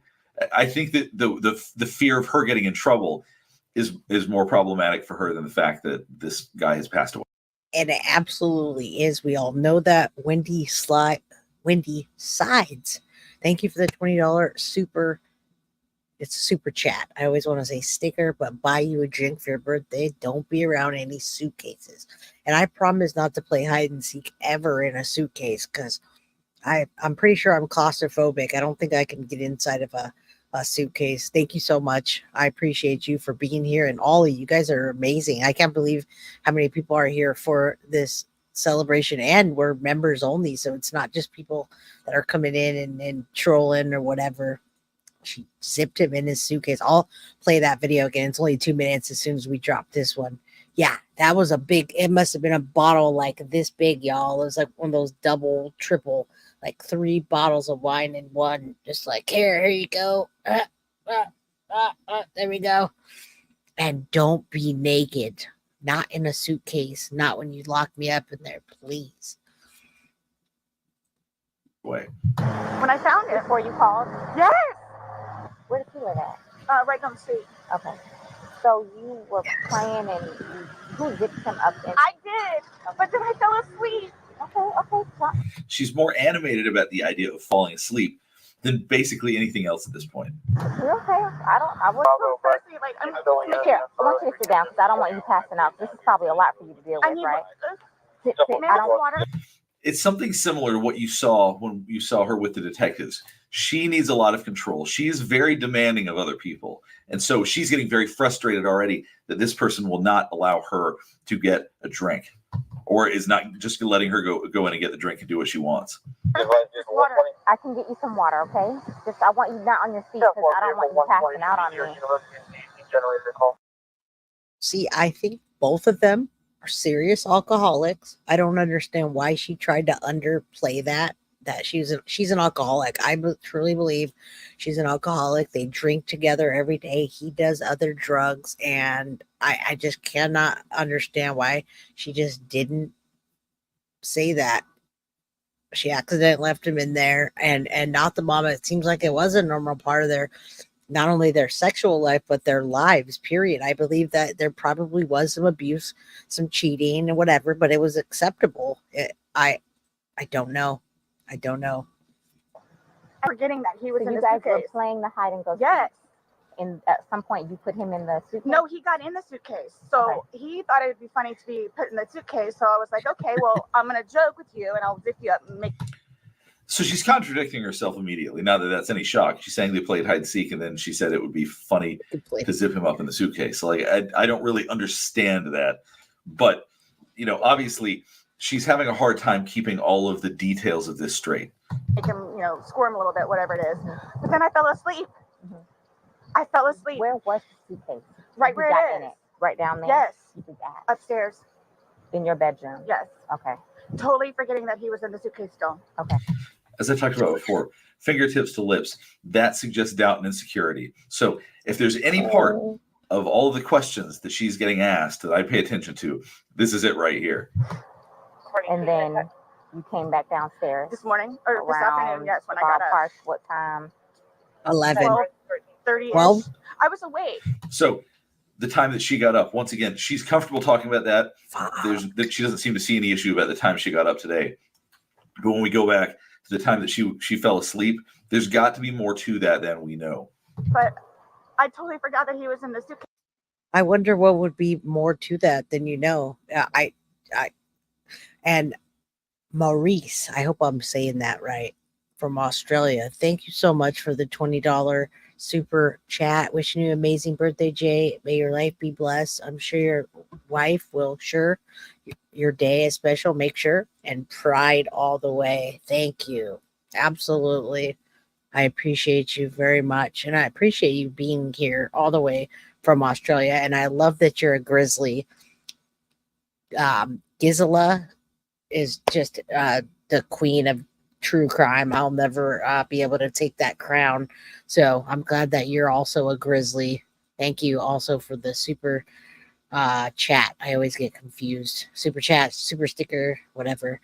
And the person that asked about super chat and super stickers, those help support my channel. So if you don't know what they are, that you can get a question. I'll still answer questions anyway, but it gets your question on, and also you're helping support my channel so I can keep it going. So thank you. All right, let's go. suitcase. But like, I don't, like, this was totally like not intentional. Like, that's what I'm scared about too. Like, So I talked about the palms up, that feeling insecure and doubtful about things. Yeah, that's what we're seeing as she's talking about. It was unintentional. She's putting her hands up. You know, whether or not it was intentional, I guess a jury will have to determine that in July. But it certainly seems like there's things that she's not saying. And it certainly seems like there's elements around what happened that she's not saying. Anyway, I hope that you guys learned something from this. She has the body language of somebody who has practiced saying certain things, and in my opinion, probably said them over and over again and was prepared to say those things. So she was able to be expressive. But as you can see, when she was asked questions or situations came up that she wasn't expecting, she shrank away a lot. Her body language became a lot less confident. And for some reason, she seemed to think that using hostility would just push her through and get her through this situation, which clearly it did not. So anyway, if you guys enjoyed watching this and you want more, please like and subscribe so you can keep up with the latest content. As I said before, I read all of the comments. It really is awesome to have people give me suggestions. There's a lot that people have given me that I haven't done yet, but that's exactly where I came up with the suggestions. All right, let's not say that word anymore. We don't want to make you scream, so we're going to play this one more time and see how intentional it is. I know it is intentional that she put him in there, and I wonder what happened in between and after. So we don't want you to scream. Let's not make Rebecca. We like Rebecca.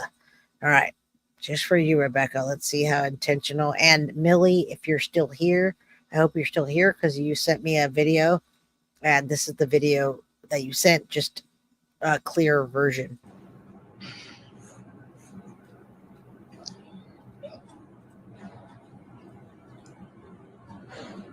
Sarah.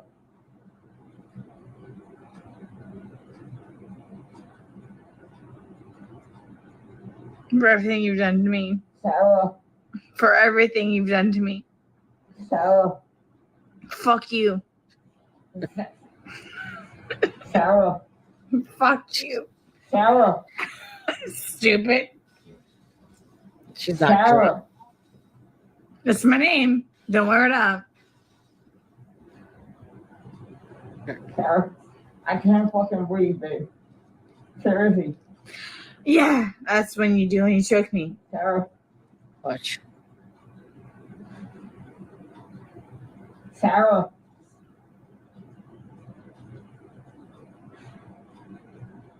Sarah. She just filming it like nothing. Sarah, I can't breathe, babe. And laughing. That's on you. Sarah, I can't breathe. It's on you. Sarah.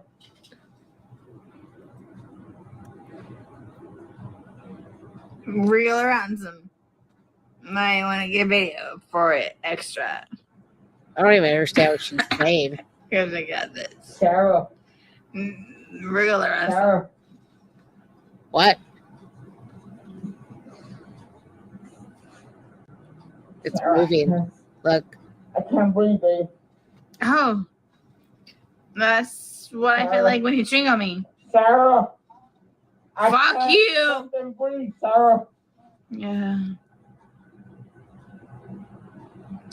You should probably shut the fuck up. Sarah. Shh. All right, Davey. Now that makes sense what you're saying. Absolutely. Whoa. That's a big screen. Hold on. All right. All right. Let's go now to. I'm going to play the victim, but I know the victim's family. It's a quick video because we want to remember Jorge, and I haven't done a proper video, but before we do that, I'm going to share this with you just because many of you didn't know about this. So it's going to be like a breaking news for all of you that I know follow the Madeline Soto case. I wanted to come on last night, but it was really too late. So this was breaking news last night. Now, this officer didn't mean to, supposedly, but he shared Madeline Soto's dead body, a picture of her dead body on his social media in one of his posts. And now he's being held accountable because he said many stories about it. Developments in the disappearance and murder of 13-year-old Madeline Soto. Tonight, local sheriff is under fire for allegedly posting a confidential crime scene photo on Instagram. News 6 broke the story on clickorlando.com. Osceola County Sheriff Marcos Lopez is being summoned to court. Prosecutors say he posted a photo on social media that showed the body of Soto. Thanks for joining us tonight. I'm Matt Austin. And I'm Lisa Bell in for Ginger Gadsden. The sheriff could be forced to pay a fine for sharing that crime scene photo. But that's not the only trouble Osceola's top cop is facing tonight. Here's what we know right now. Back in March, hours after Madeline Soto's body was found in a wooded area near St. Cloud, a photo was posted on Sheriff Marcos Lopez's Instagram page that allegedly showed the murdered teen's body. It is a violation of Florida law for government officials to disclose confidential photos that depict the killing of a juvenile. Prosecutors have cited Sheriff Lopez with a non-criminal infraction that carries a maximum $500 fine. News 6 investigator Mike DeForest has been covering this story from the beginning. So, Mike, the state attorney is now questioning the sheriff's truthfulness and his credibility. Matt, this is a significant new development. I just got my hands on this letter written by State Attorney Andrew Boone to Osceola County Sheriff Marcos Lopez. Now, the state attorney is demanding that the sheriff's office conduct an internal investigation into the sheriff himself for allegedly making inconsistent statements about that crime scene photo. Now, back in March, a photo was posted on Sheriff Marcos Lopez's Instagram page that allegedly showed the body of 13-year-old murder victim Madeline Soto. Now, the sheriff's office immediately issued a statement apologizing for it. The agency described the image as an investigative photo and claimed that it had been accidentally included in a social media post about a senior citizen event. But about 3 weeks later, during a radio interview with WDBO, Lopez suggested the photo was not showing the teen's body. As to the photo, there was an apology issued, but it wasn't actually the body, Lopez told the radio station. It was an area of interest where there was a body found. No one ever came out directly and said it was the victim. Well, by then, the Florida Department of Law Enforcement was investigating the origins of that crime scene photo. Investigators discovered that Lopez had apologized to Kissimmee's police chief for posting the photo of Soto's body. Later, during a sworn interview, the sheriff reportedly told investigators that he requested photos of the victim's body to be sent to his personal phone so he could compare the clothing. Now, the state attorney says he's having trouble squaring Lopez's statements. In a letter to Sheriff Lopez, State Attorney Andrew Boone wrote, "Consider this my formal request that your agency conduct an internal investigation into whether your inconsistent statements..."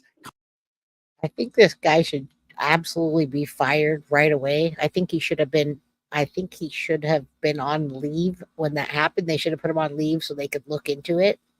And Adam Drives Helen, thank you. I'm glad you renewed your membership and everything else you do. I appreciate you. I just wanted to show you all this since everybody's really invested in this case as well as I am. I just had to show you because when I saw that breaking news last night, I thought they were going to have said something about Jen Soto. Absolutely. What's up, Overprotected 1111? I saw you on Grizzly True Crime today, too. All right, we're almost done with this one, and then we're going to get back to Sarah Boone. This is like a little commercial. Constitute a violation of Osceola County Sheriff's Office policy. Once our office receives the results of that investigation, my office will determine whether your inclusion in the Brady notification system is appropriate. Now, the Brady notification system, or so-called Brady list, is a way that prosecutors let criminal defendants know about state witnesses who may have credibility or truthfulness issues. And so far, Sheriff Lopez has not responded to my questions asking whether that internal investigation is underway or whether he'll be asking an outside agency like the Florida Department of Law Enforcement to investigate. Matt and Mike Lisa. DeForest, thank you very much. All right, that's it. I just wanted to share that with you all. I know everybody wants to know everything about the Madeline Soto case, and so do I. But today we're celebrating my birthday. And what about Seth Rogers? That new interview that happened. Is that what we're talking about? All right, now I'm going to show you the suitcase. So it's interesting because if you guys are true crime junkies like me, there's also another suitcase killer.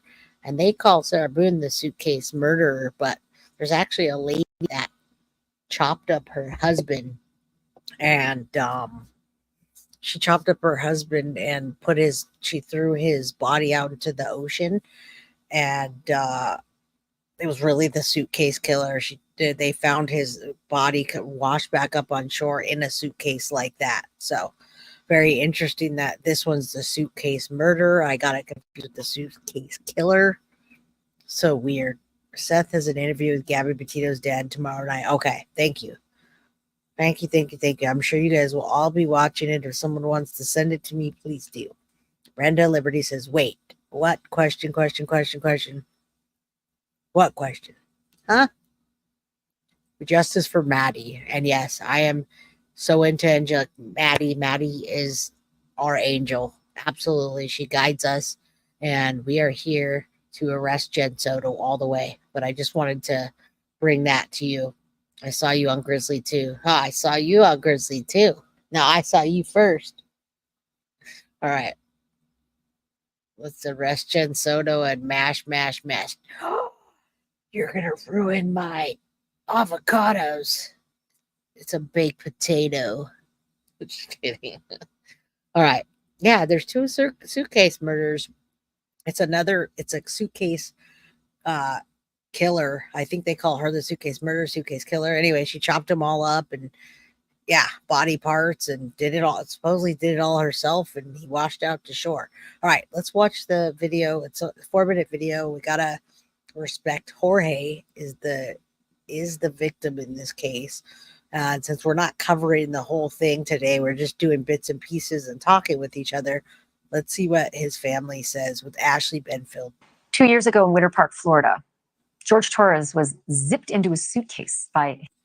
It's Jorge, not George. His girlfriend. Why Sarah Boone did that? She says it was a game of hide and seek, but she's going to have to tell that to a jury. Because she whipped out her phone afterwards and videotaped him begging for his life as he slowly suffocated.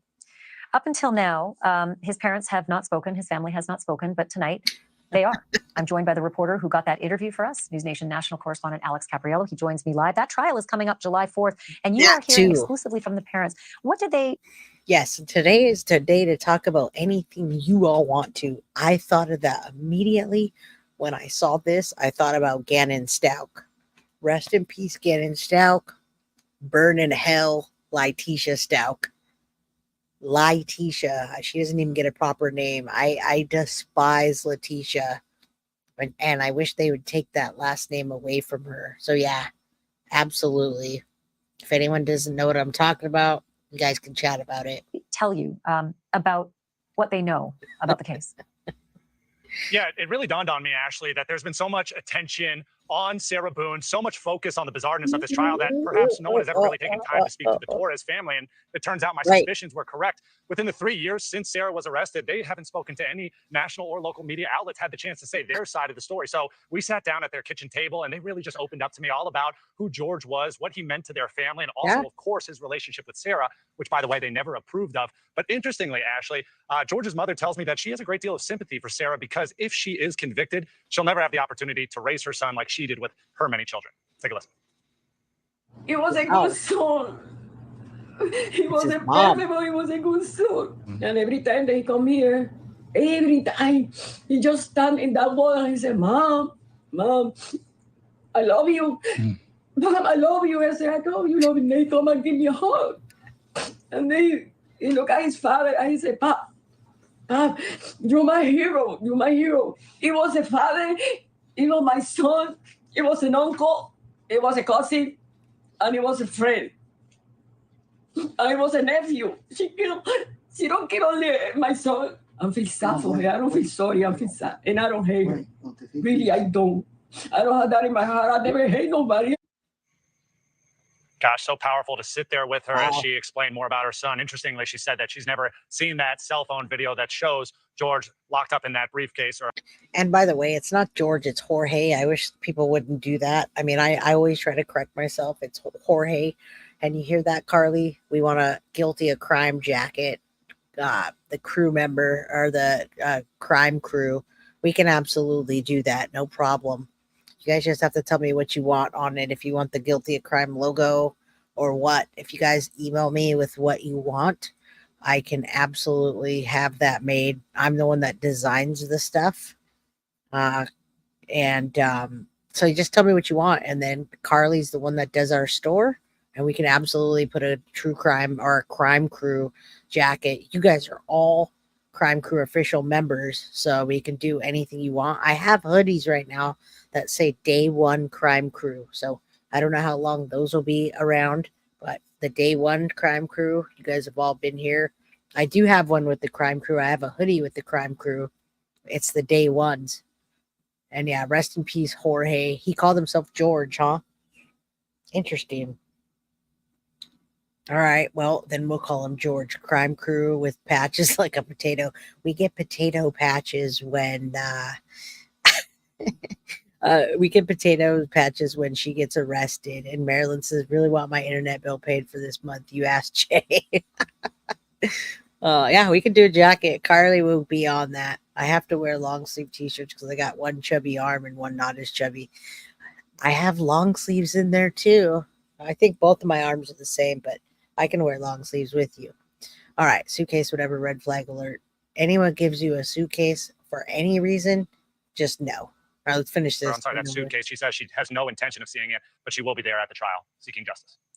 It's going to play at the trial. I hope they give her a big advance warning because it is hard for us to watch it. I can't imagine a mother hearing her son begging like that. You also spoke with George's brother, Ezekiel Torres. It was off camera. What does he think about what happened? Yeah, it was really a struggle for Ezekiel to talk about his older brother, George, because for so long during this relationship between George and Sarah, the family just disapproved of it. They disapproved of Sarah. And so Ezekiel told me that when he saw Sarah and George walking toward him, he'd turn his back and walk away. And that now has led to an immense amount of regret that he has, that he didn't have a chance to actually say goodbye to his brother. So he's certainly going to be at that trial. He wants to see a guilty conviction come down because he sees that as the only way that his brother and his family, who are just so heartbroken, can get justice. Alex Capriello, a fantastic exclusive interview. Congratulations for landing that, and thank you for bringing it to us. I appreciate it. Alex Capriello reporting live for us tonight. All right, so you guys know, we never want to victim blame or shame around here. So never victim blaming or shaming. We are talking about Sarah Boone, though, and she's just outrageous. Earlier we showed the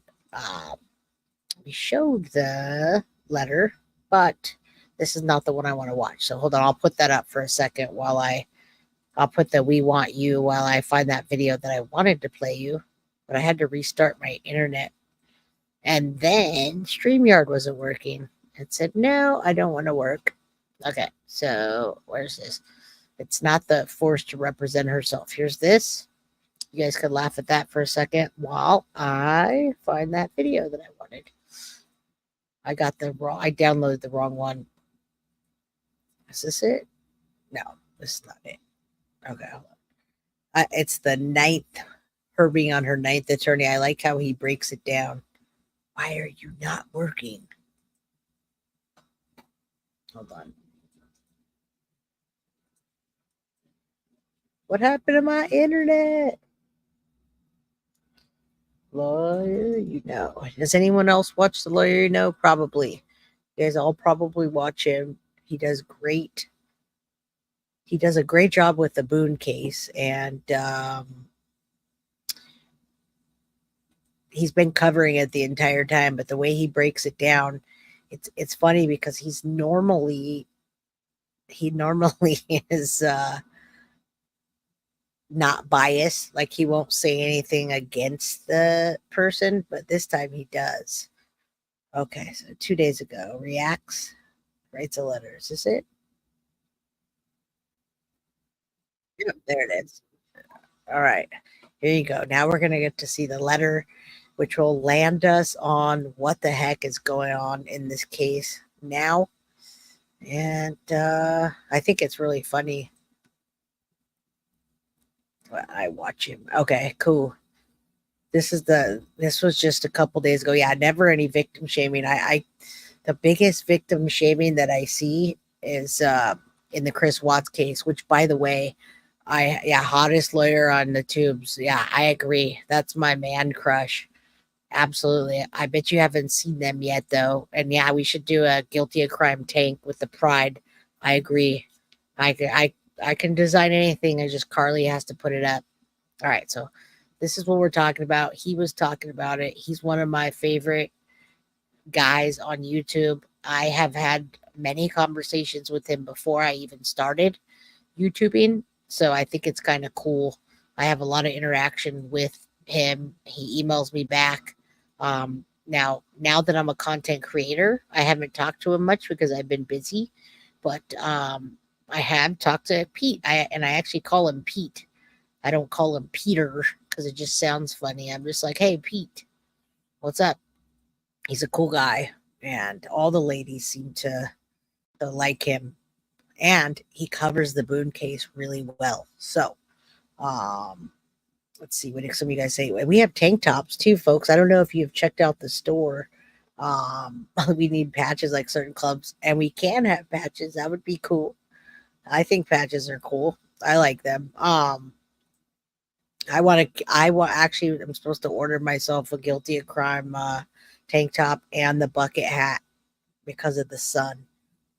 Crime glasses. They got to be Ray-Ban though. I got Ray-Ban glasses. All my glasses, even the ones I wear are Ray-Bans. So love Ray-Bans, and that's what we need. You gonna buy the Guilty of Crime jacket? Well, we'll make one. We got to do all the things, but I need Carly. All right, everybody loves him, so let's listen to him. And never too flabby. Never too flabby. I want a tank top and pizza and an internet page to say. Oh, I just got my daughter a pizza when she came in and gave me a kiss. I said, hey, baby, there's a pizza on the counter for you. I brought her a pizza with mushrooms and olives on one side and pepperoni and olives on the other side. She has good taste. And if you guys know Pizza My Heart, it was Pizza My Heart pizza. All right, let's listen to Pete talk about this, lawyer number 9. And I have this letter too, but he's much cuter than I am for you ladies. So I like listening to him. Defendant that is looking for some free representation. Many of them are, many of them do. Many of them try to talk to other lawyers that come in, even though they have public defenders. If a private lawyer does come to the jail, talk to another client, or they'll talk to that client about getting that lawyer to represent them. And there's also not a shortage of anybody that has any kind of media attention, way less than Sarah Boone, saying, would you take my case for the publicity? Would you take my case for potential fame and potential money it could bring you in the future? Usually you don't talk about book deals and things like that. Sometimes you do, but more so, right? People will watch. They will think you're an amazing lawyer, and they will want to hire you and pay more money. We've seen this happen in other cases. And just a little plug here for our members only live this week, which is going to be on Wednesday. We are going to draft our dream legal team in honor of Sarah Boone. So you can pick from any lawyer that we've watched, that you know, whatever it may be. You're going to draft the team in the chat. I'm going to draft the team in the members only live on Wednesday. And Sarah Boone would love to pick her dream legal team, but what she's looking for. And that's what we're doing here today. So today I thought it would be very suiting for members only. And Sarah Boone wants you. And I gave you the letter. I gave you the information. If anyone actually wants that, send me a message. I'll send it on over to you. I think I posted it on my community page, but I didn't post her information. So also don't forget to hit the like button so we can see how many people are actually in chat. Peter is married. I can't call him Peter. It's Pete. Yeah, Pete is married with children, but that doesn't make a difference. You can still have eye candy as long as nothing, you're not doing anything bad. All right. Anyhow, we want somebody to be her lawyer that's not Sarah Boone. This point is at least somebody that will come forward and represent her with the opportunity to make a name for themselves. Now, sometimes that would mean not an already established lawyer, right? Because why would they want to take this chance and this risk? So maybe an up-and-comer, somebody that's hungry, somebody that wants to put themselves on the map, which brings with it its own risks, which we can talk about depending on what your questions are throughout this video. Let's first read the letter to the Honorable, in quotes, Judge Craning. Where's my discovery? I am still waiting for you to provide me with the contents of what former attorney Cashman supplied to you and the court. I have to stop on that because not the mama. I'm pretty sure his skincare routine is the same as mine. Just saying. I'm pretty sure other than the beard, I think we've got like the same type of skin. So I might call Pete up after this and ask him, hey, Pete, what's your skincare routine? Jess wants to know. Do you want my address for the pizza? Yeah, send me the address, but email it to me, please. We'll do a pizza my heart. Pizza my heart's the best. It's a New York style pizza, pepperoni and olives on one side, and the other side with mushroom and olives. So good. I can't wait to eat when I'm done here. At the surprise status hearing held in secret on 6/28/24 at 1:30 p.m. So this, I don't know if somebody's telling her about what's going on in the YSL case or secret meetings or ex parte meetings that are potentially inappropriate. But I will tell you, throughout this letter, she sprinkles language in that potentially sets up issues that she's going to complain about in the future that this judge either needs to handle or they may become appellate issues, and some of them are very legitimate. One of them right here is not a secret meeting. There was no problem with that hearing. But if she really doesn't have her discovery, that's going to be a major issue. So he does need to make sure she has her discovery. The state needs to make sure she has her discovery and has everything that they could need. Your designated clerk of unfair judgment, is that clerk? Lack? Your None of you guys are even listening to what he's saying, are you? You guys are just freaking looking at him as eye candy right now. I know you haven't heard a word he said. Man, I'm very proud of you all. And MM Clark, thank you. You got 2 eye candies on here at one time for my birthday. I like candy for my birthday. And yes, he is my man crush. I don't like men like that. I like men like throwing knuckles, but he's very pretty to look at. But I know you guys, I'm fucking dreaming. And that's why you come here. This is why you come here. This is why you guys talk away, Pete.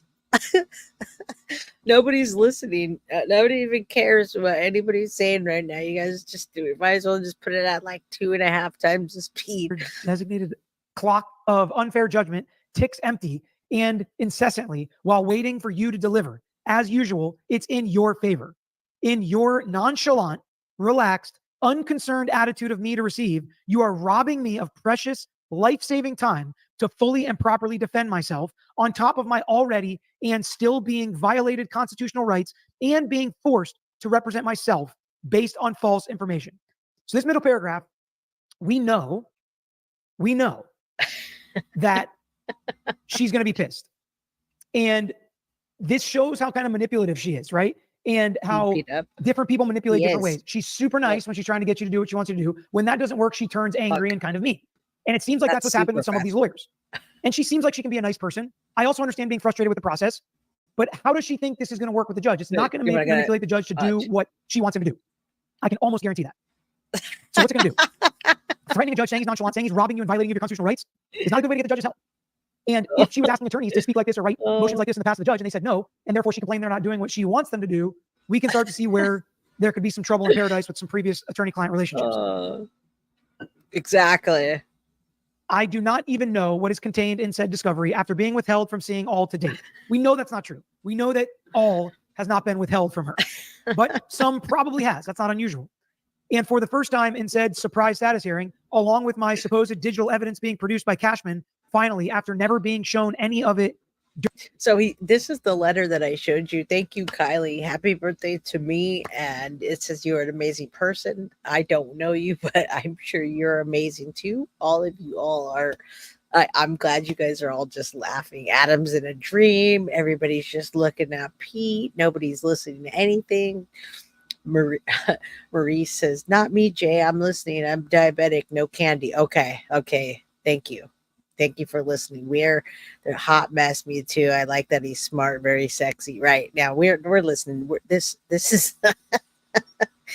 I only sped it up to play with you all, and I never. His name is Peter, but I call him Pete because Peter is like his formal name. So his name's Peter Tragos. This is the candy that's allowed. Anyway, yeah, I just wanted you guys to. I wanted you guys to get a laugh out of it. So he's reading the letter and we're reading with him. I want to hear what some of the things he has to say. We don't have to listen to the whole thing, but this is the letter contained that was with that stupid ad that Sarah Boone sent or put out. During her representation, in quotes, her response to me when I would ask to review was, your first attorney said he reviewed it with you. That was over 4 years ago. You're my attorney now. And no, I did not. This is what I had to deal with. I have not seen its entirety and completely to date. Please note, I do not have access to a computer to review these materials. I'm doing my very best to figure this and everything else out as I go in my newly unwanted, forced position of pro se. Please do not penalize me even greater than being already. I'm trying. Okay, so if she doesn't have access to a computer, usually the public defender will provide her with a laptop. Even if you represent yourself, usually the public defender or even the state attorney will provide you with a laptop to review your own evidence so you can prepare your case and you can kind of have a laptop that you can use. If not, you'll be given pens, pencils, pads, the paper to write, make notes, things like that. They give pro se as much leeway as they probably can. They don't want to screw them. They don't want to violate their rights, especially Sarah Boone, this judge, this court, these prosecutors, the public defenders have felt like they've given her every benefit of the doubt and every chance to do the right thing. And they feel that she has squandered it. Please know also, I am in an open bay living with 63 other inmates. I need to figure out how to view anything securely to avoid further exploitation and mean ignorance. There is no privacy or individual access in jail. So I would be interested to see how each jail set up a little differently. If her bunk is actually in an open bay, that would be interesting to me, number one. And she doesn't have any kind of cell, even if she's shared with 2 or 3 people. He actually or talks one, fast. 2 or 3 people. He talks fast normally, so I just wanted to go through some of this letter. If there are any other parts that you guys actually want to see on this. Yeah, he's Latino now. Let me go through some of this. I wanted to get to the other part. I didn't want to read the whole letter. I just wanted to, this epic part is what I wanted. The Boone wanted ad. So let's play the Boone wanted ad. This is funny. And for the people that came in late, it's funny how he describes it. I read it to you in my animated fashion. Now let's listen to him, what he says. I caught him on a funny face right there too. Hold on. Look at his face. He's like, all right. Believe it. Ready for your close-up on national television. She's really promoting this as if it's a movie deal, a deal to become an A-list actor. I'm interested to see what lawyers jump at this, honestly. I mean, there will be some. I think there will be some. I just don't know if it's going to work out for them to jump through all the hurdles, but there usually is an attorney that's interested in something like this. We'll see. Are you zealous with a side of keen?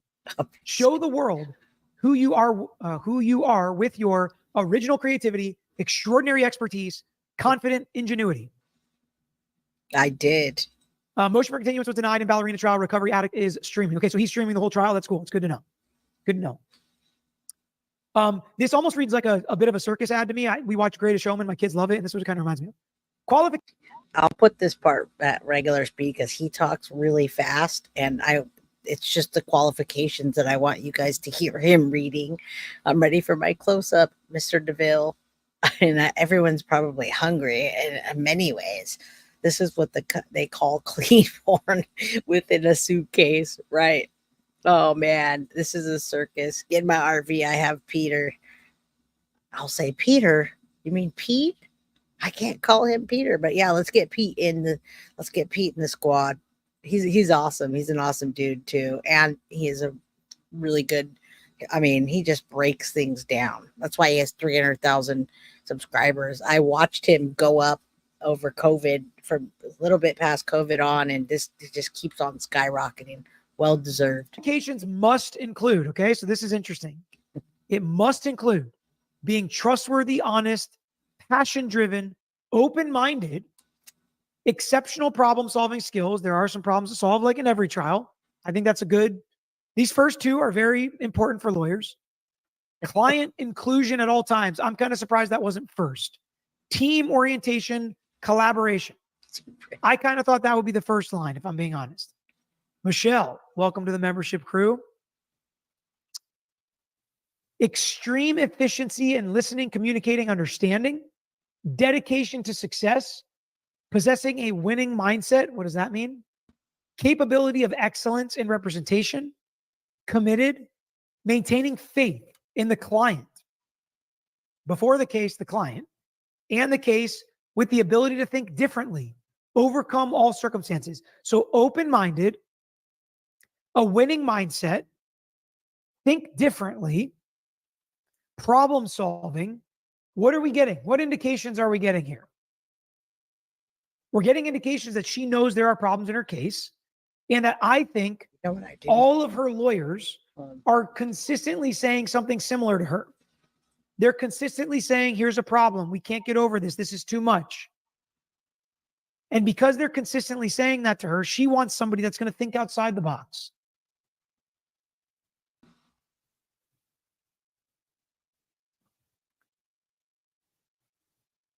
And I think that's intentional. SC said, buzz cut, clean shave, no one recognize you. Oh, I can't do that. Can't do that. Zach E., you should know all over this case, 100% you got it. It's not for me. It's not for me. Epic opportunity awaits. Sarah Boone with her prison inmate number, Orange County Corrections Department, invest in the oppressed, believe. Now that's a little bit of a political, that just seems like a pretty good, I've got to give it to her. Invest in the oppressed, I kind of like it. Believe. I think John Garner likes it too. Invest in the oppressed. All right. Yeah, I just wanted to tease you all and show you one of my favorite dudes on YouTube. Well, besides now that Adam drives Helen's here, of course. Of course. We have our powwows. I love his just down to earth chats where he talks to us. And the lawyer, you know, is way too busy all the time. Now, I've had lots of chats with him, and he's awesome. You don't have to like pay him for him to chat with you. He'll email you back. He's really cool. And I just wanted you to see kind of his reaction and tease you a little bit. But for the last clip I have is what I was trying to download. For everybody that doesn't really know about this, I want you to, I do want to cover this. And I have this 12-minute law and crime clip that I want to play about where we are in the case and, you know, about the ad. We're not going to sit there and read the whole thing, but I mean, this lady's mug. I wanted to comment on something somebody said about her swollen face. Look at the difference between her face now. Who said that? Is everybody, is it whoever said that? They said that her face is swollen from drinking alcohol, and that's what happens. You get swollen face, and I think that is her original mug shot from the day she went in. She looks a lot different now, which we're going to see her. Yeah, alcohol. You get alcohol, it makes you swell up. So that picture is from that day. And as we watch it, watch how she progresses. Who's thirsty? Everybody's thirsty, hungry. All right, we're almost done. We're at 2 hours. I just wanted to give you guys a good, nice members only before I take off, because I got to do one at least once a month. And I don't want to leave you guys, you know, in the dark. And I always promise that I'll do that. So, and well, who's better to see than you all right before my birthday? So, all right, let's listen to this. Will soon be heading to trial for murder. Continues to. This is where we start. She's heading to trial for murder soon, and she's looking for a lawyer. So, wow, yeah, she's very jowly. I think it is because of the alcohol. Now that I think about it, and somebody mentioned it, causes stir even from behind bars in jail. Sarah Boone is no stranger to courtroom antics. She cycled through a number of attorneys, 8 to be exact. And the judge overseeing her case seemingly is fed up with her antics. After granting a motion to withdraw from her last attorney, is now leaving Boone scrambling to find someone to represent her before she has to represent herself. But now she's taking matters into her own hands by crafting essentially a help wanted ad that she hopes will generate the attention to any attorney looking to represent her in her upcoming trial. The handwritten ad was included in a 6-page letter to Judge Michael Kranick dated on July 8th. In the letter, like many others written before it, Boone writes to the judge asking for what she believes she'll need for her trial. On the first page of the letter, Boone writes in part, "Where's my discovery? I'm still waiting for you to provide me with the contents of what former attorney Cashman supplied to you in the court at the surprise status hearing held in secret on June 28th. Your designated clock of unfair judgment ticks empty and incessantly while waiting for you to deliver. As usual, it's in your favor. And your nonchalant, relaxed, unconcerned attitude of me to receive you are robbing me of precious, life-saving time to fully and properly defend myself." Cashman, who Boone refers to in her letter, is Patricia Cashman, Boone's 8th court-appointed attorney, who in June requested to be removed from Boone's case, citing irreconcilable differences. In the judge's response to Cashman's motion, Judge Kranick wrote, "As of June 26, 2024, this case has been pending 4 years, 3 months, 5 days from the date of the filing of the information." Did you hear that? 4 years, 3 months, 5 days. Insane. That's how long trials take. That keep getting delayed, by the way. So now you know where we are on this. It's something I want to play in the beginning, but that's okay. And thank you guys for not wanting to lock me up in a suitcase or anybody. Jay, where do you live in Cali? I live in Cali. I am in the Bay Area. I am out in beautiful San Jose. Where are you? It's very hot today. There's actually a heat warning. So I'm not even going to pack anything until tonight. And then I'm not going to, I'm not leaving until tomorrow. You know, RV parks actually have check-in times. Very interesting. You can't like go park there until a certain time. So anyway, that's neither here nor there, but I have Lauren Dumolo to take care of tomorrow morning before I head out. On March 23rd of 2020. Actions speak louder than words. Although defendant's words seemingly reveal a desire to go to trial, however, as set forth herein, her actions and inability to work with court-appointed counsel are repeated over and over. Boone continues her most recent letter by continuing to beg for the discovery in her case. But she also notes, I do not have access to a computer to view these materials. I'm doing my very best to figure this and everything else out as I go in my newly unwanted forced position of pro se. Please do not penalize me even greater than being already. I'm trying. Then Boone takes a dig at her former attorney as she writes, Cashman, I'm glad I could help you shine in the courtroom in front of the judge by you professionally and finally bringing everything I've been asking for since day one and after I included you on my letter to the judge ensuring return, unlike you who did not include me on your motion to withdraw, surprise, and I had to find out from someone else, an officer, 3 days before the surprise status hearing, so you would even know what to bring. Then Boone's seeming frustration goes towards the judge as she writes, how much real time will I have to prepare and properly, especially the fact that you have me doing everything while incarcerated? What happens when more time must be utilized to discuss? So I was going to do a pre-record, but tomorrow morning I'm going to be on. So at 9:45 a.m. my time, I'm going to do the Lauren DeMolo case. Instead of a pre-record, I'm just going to go ahead and do it live since I do my shows best live. And I don't care if there's anybody on or 10 people on or no people on. I can't let Lauren down and I can't let Paul down and I don't want to let them down. So 9:45 a.m. Pacific Standard Time, which will be 11:45 Central, 12:45 Eastern. Elizabeth, thank you. I am not a cat either. I promise I'm not a cat. Thank you for the $20 super chat. Hope you have a wonderful birthday. Eat lots of avocado. Yes, I'm going to add that to my grocery list when I get off here. I'm going to pack my fridge tonight because we have the motorhome that we're taking out. And as soon as it cools down, I'm going to pack my fridge and I'm going to make me a grocery list and get me some avocados. Thank you. Thank you. Thank you. Thank you. Laura D, I feel like I'm in double trouble. Laura Dumolo. Dumolo. Paul says Dumolo. All right. Discover where my lost discovery is, I've been asking for repeatedly. She goes on to write, your time constraints are extreme and unreasonable. Your decision you claim to have considered from your order is illogical and unfair, specifically that it has been malformed by your ignorance and experience of my case, misinterpretation, straight lies from the attorney. Now, I know we're listening to this, but Marilyn McRae, I really don't want to let Lauren down. And I know Lauren's missing, but every Thursday, I have to put out an episode. We have a 10-part series, and I feel like I'm letting her down if I don't do that episode. Now, we're not leaving until like noon or something because 1 o'clock you can check in. And I feel like I'm letting Paul down and I just don't want to let anyone down. So that's why I'm doing it. Because I do best live anyway. So instead of doing a pre-record, I'll just do it in the morning. And if anybody comes, they come. If not, the episode number 4 will be out.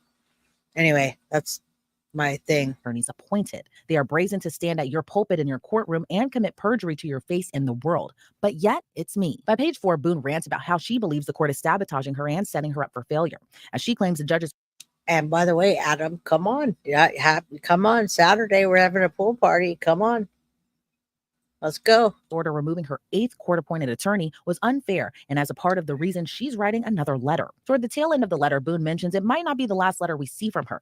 She writes, oh wait, my posting, everything supposedly is public record, and there is no notice at all. Another it's in your favor moment. It's a group effort, saboteurs. Surprise, I shall return. Nothing is impossible. Believe Hopeful, grateful, waiting. Thank you for posting, Sarah Boone. But Boone had one final dig for Judge Kranick, writing, remember, please, Judge Kranick, fair, neutral, impartial. You must be always. The final page of the letter includes her very interesting wanted ad, as she seemingly hopes it'll grab the eyes of an attorney that will defend her in her upcoming trial. The ad reads, inmate seeking attorney, looking for a prosperous challenge, ready for your close-up on national television? Are you zealous with a side of keen? Show the world who you are with your original creativity, extraordinary expertise, confident ingenuity. And in true Boone fashion, she lists her own set of qualifications, which include being trustworthy, honest, passion-driven, open-minded, exceptional problem-solving skills, client inclusion at all times, team orientation, collaboration, extreme efficiency in listening, communicating, understanding, dedication to success, possessing a winning mindset,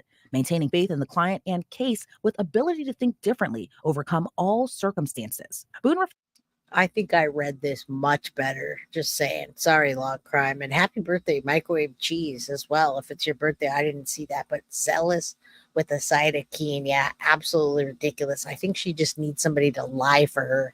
She wants to tell lies, and she wants somebody that has the integrity for her to lie. Not real integrity, just a liar for her. And other lawyers aren't going to do that. I'm looking forward to tomorrow for Paul. Absolutely. Absolutely. All right. refers to the opportunity as epic while ending the letter with her inmate number before writing, invest in the oppressed, believe. Yes. Boone's case has been pushed back various times, in part due to the constant rotation of attorneys, as all have withdrawn from her case. One of her previous attorneys even told the previous judge overseeing her case he couldn't represent her because of the comments she made to him.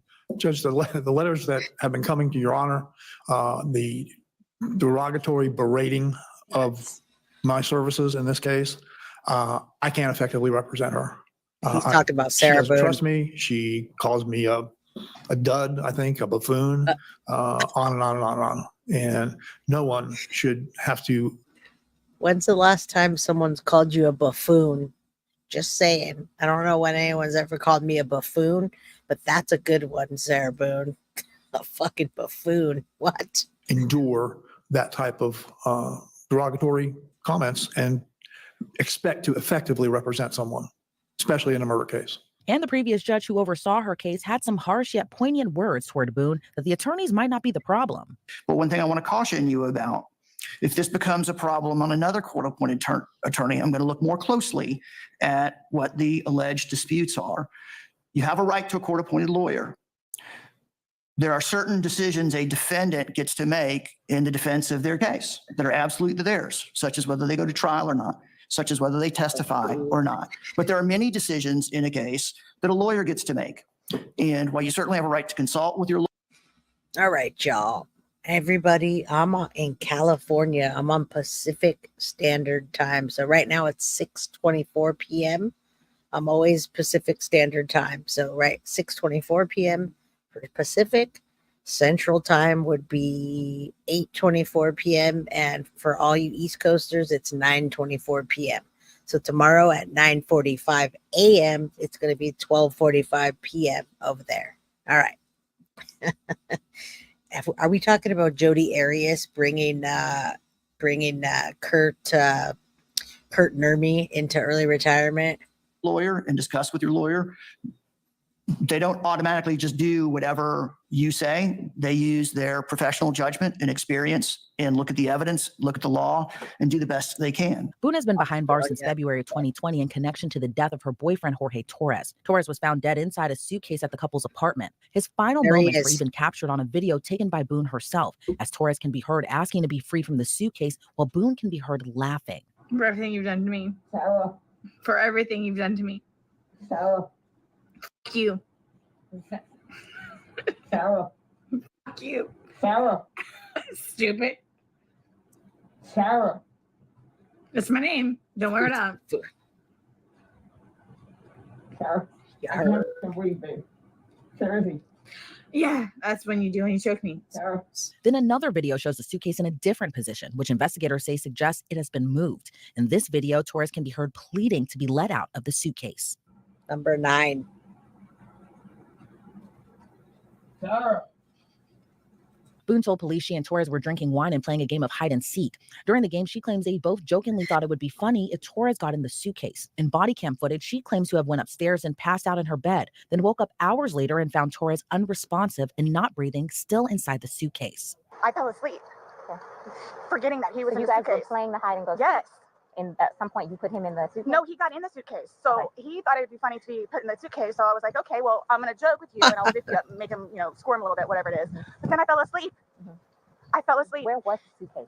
Right You where got it in is. Right down there? Yes. You zipped him in there? Yes. Thought it would be funny, a little It joke. was. We both were laughing about it. And then I fell asleep. Where did you fall asleep at? Upstairs. In your bedroom? Yes. Okay. Totally forgetting that he was in the suitcase still. Okay. And then you came back downstairs.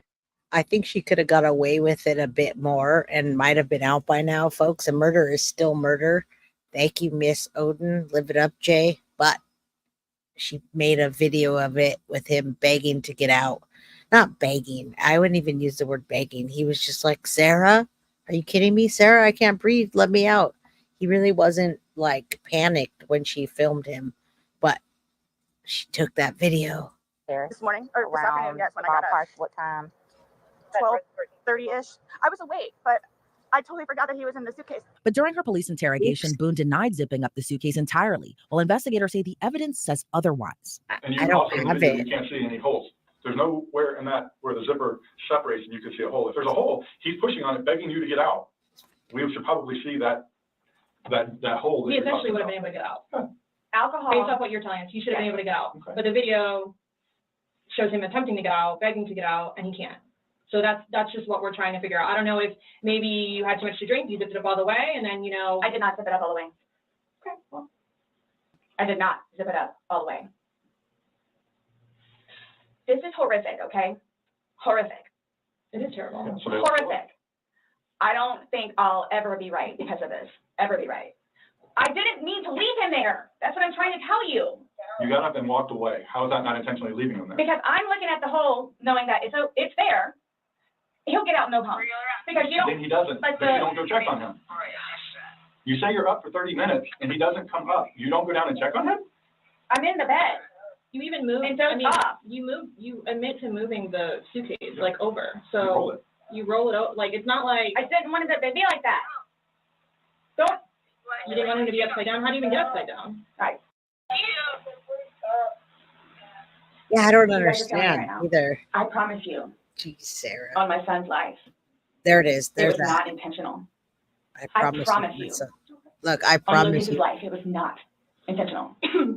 I don't know you. I can't say I know anything about you. I don't know what Right. what would be a true statement, what would not. I mean, if you're promising on your son's life, that's fine. That's how much it means.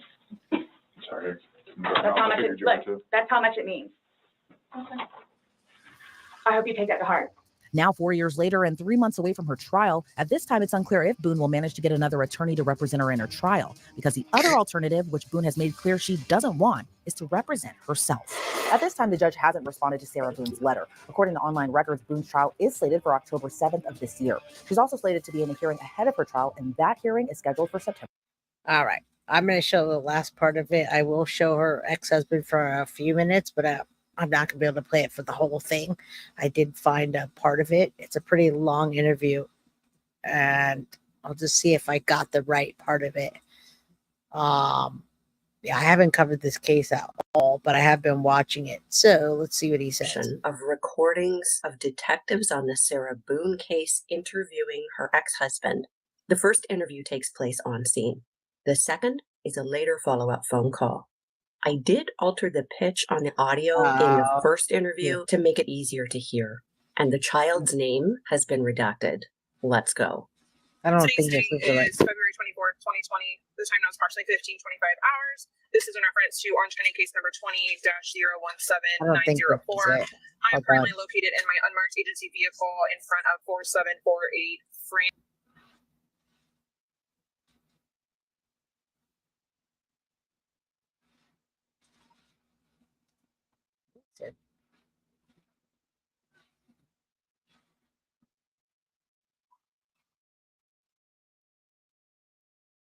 Oh, shit. Hold on. Okay. I'm not even sharing it. I stopped sharing it. Hold on. for about a year and a half. Okay. Is this the one? I started calling her probably 10:30 or so. He says here he called at 10:30, but earlier he said he called at 11:30. Detectives will look at his Whoever asked for this is it. Okay, I'll play it for a few minutes. Phone to verify the time. It's her day to pick up the kid, but it doesn't always happen. 1 or 2 days a week, maybe she gets him. So out of the 5. Yeah. Yeah. So And what do you, like every other day you're supposed to? well, we're supposed to. She's Monday, Tuesday, I'm Wednesday, Thursday, and then we alternate Friday through Sunday. So I was supposed to. I was actually my lawyer back a couple weeks ago, so I was looking to get it changed because she can never stick to it. There's always some reason why. So it's general that I start calling her around to find out if she's actually going to get him, even though yesterday she told me she would.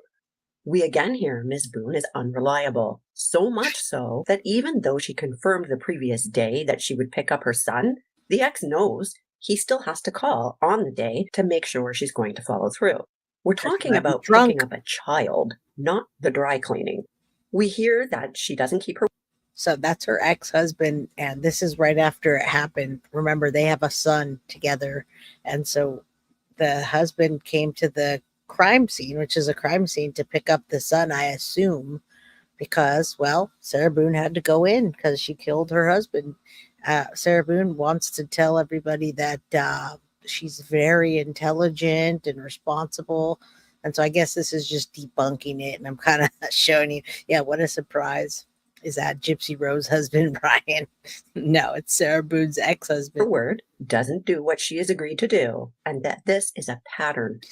You know, her face, you think that she was like fatter or chunky, but look at, she's actually fairly thin. It must be her, the alcohol of behavior. I don't it know. appears that her treatment of others, including her own child, is based on what she wants, not on what they want or need. So I started calling her about 10:30. Never got any answer until split custody.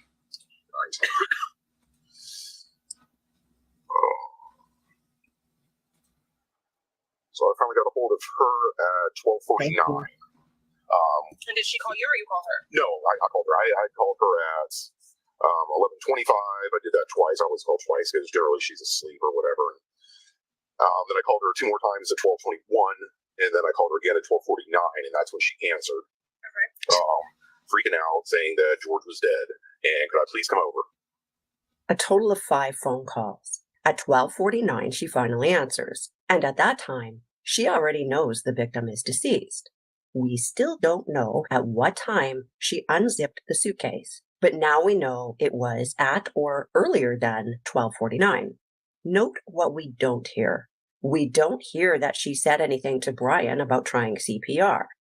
We don't hear that she has called 911. We already know she hadn't called 911. The I don't know. absence of mention of CPR doesn't. I don't know why she would call her ex-husband unless the puffy, someone says a puffy buffoon. And then you did that. That is funny. She must have. She called the ex-husband. Why would she call? I have no idea. Her son was not there. Okay, interesting. I wonder why she called him instead of 911. Very interesting. I mean, it didn't happen, but we're not hearing that it did. So I told her, you need to Call the police. 911. And went and got the dog, my dog in his crate and everything. While Brian was on the phone with her, he told her to call police. She did not call 911 at this point. She told officers she didn't know what to do. It's unbelievable to not know to call 911. And now we learn Brian told her to call even before he left his house. And started heading over here. She called me again at 12.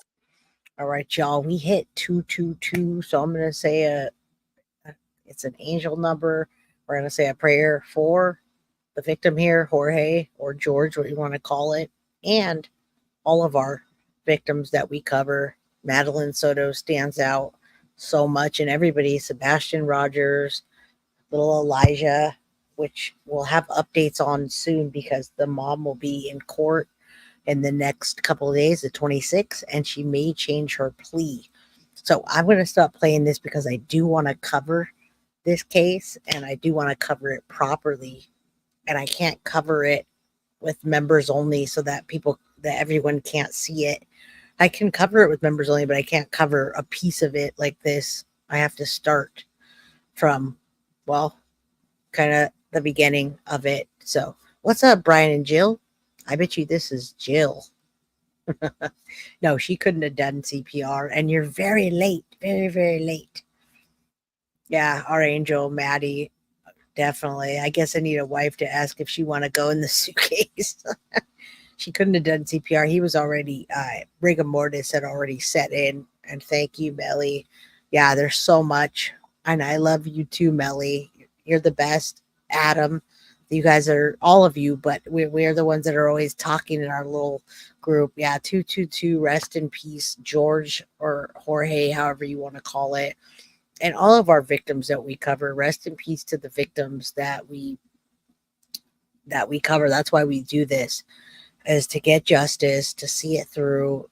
I mean, we don't watch true crime because I think we don't watch true crime other than we want to see true justice happening. And when it's not, even in the cold cases that we cover, like Lauren DeMola, we want some justice for Paul. We want them to find whatever they're going to find. We want to find out what happened. And Carrie, thank you, Bert. Thank you for the happy birthday, Mrs. J. Thank you, Mrs. Carrie. Appreciate everything you do for me all the time, everybody. I think all my mods have stepped out. They're like, 2.5 hours. You suck. No, Petty Mason's there. Wolfpack's probably around. Carly, I don't know what she's doing today. Bree might be around somewhere. I think that covers it, right? We got I gotta like make a note because I know I get confused with which ones Davey was, but now he's just our good buddy and I like chatting with him. Anyway, I'm gonna be on in the morning doing the Lauren DeMolo before I head out. If y'all want to be on there, be on there. I want to get justice and get it back out there. Bring that podcast Complicit to life. Those ladies are so great to have me and let me use their podcast that they spent so much work on. So I'm going to take all your happy birthdays. Did I miss something? Sue, happy birthday. I didn't see that. Thank you, Sue. I was busy chatting with you. Thank you for the $20 super sticker. Overprotective 1111. I didn't see that. Thank you. Adam, I didn't see that for Pete. I was so busy looking at Pete and then the wonderful birthday, eat lots of avocados. I must have missed some of them or something. I don't know what happened. I will be there with confetti. I love you all. Miracle Hearts, it's good to see you. I didn't see you all the show, but you guys can go back and watch it now. We had some fun, but we also did cover a bit of the case. So now you know. Thank you for all the happy birthdays. I love you all. I'm going to go eat some pizza. And then after that, I'm going to do some packing so I can get out of here tomorrow after my show. I love you all. Thank you so much. And have a good night. Go watch Pete. Get some more eye candy. Have a good night, y'all. Guilty of crime. I want to thank you for watching. If you enjoyed my content, please share this video, like, and subscribe.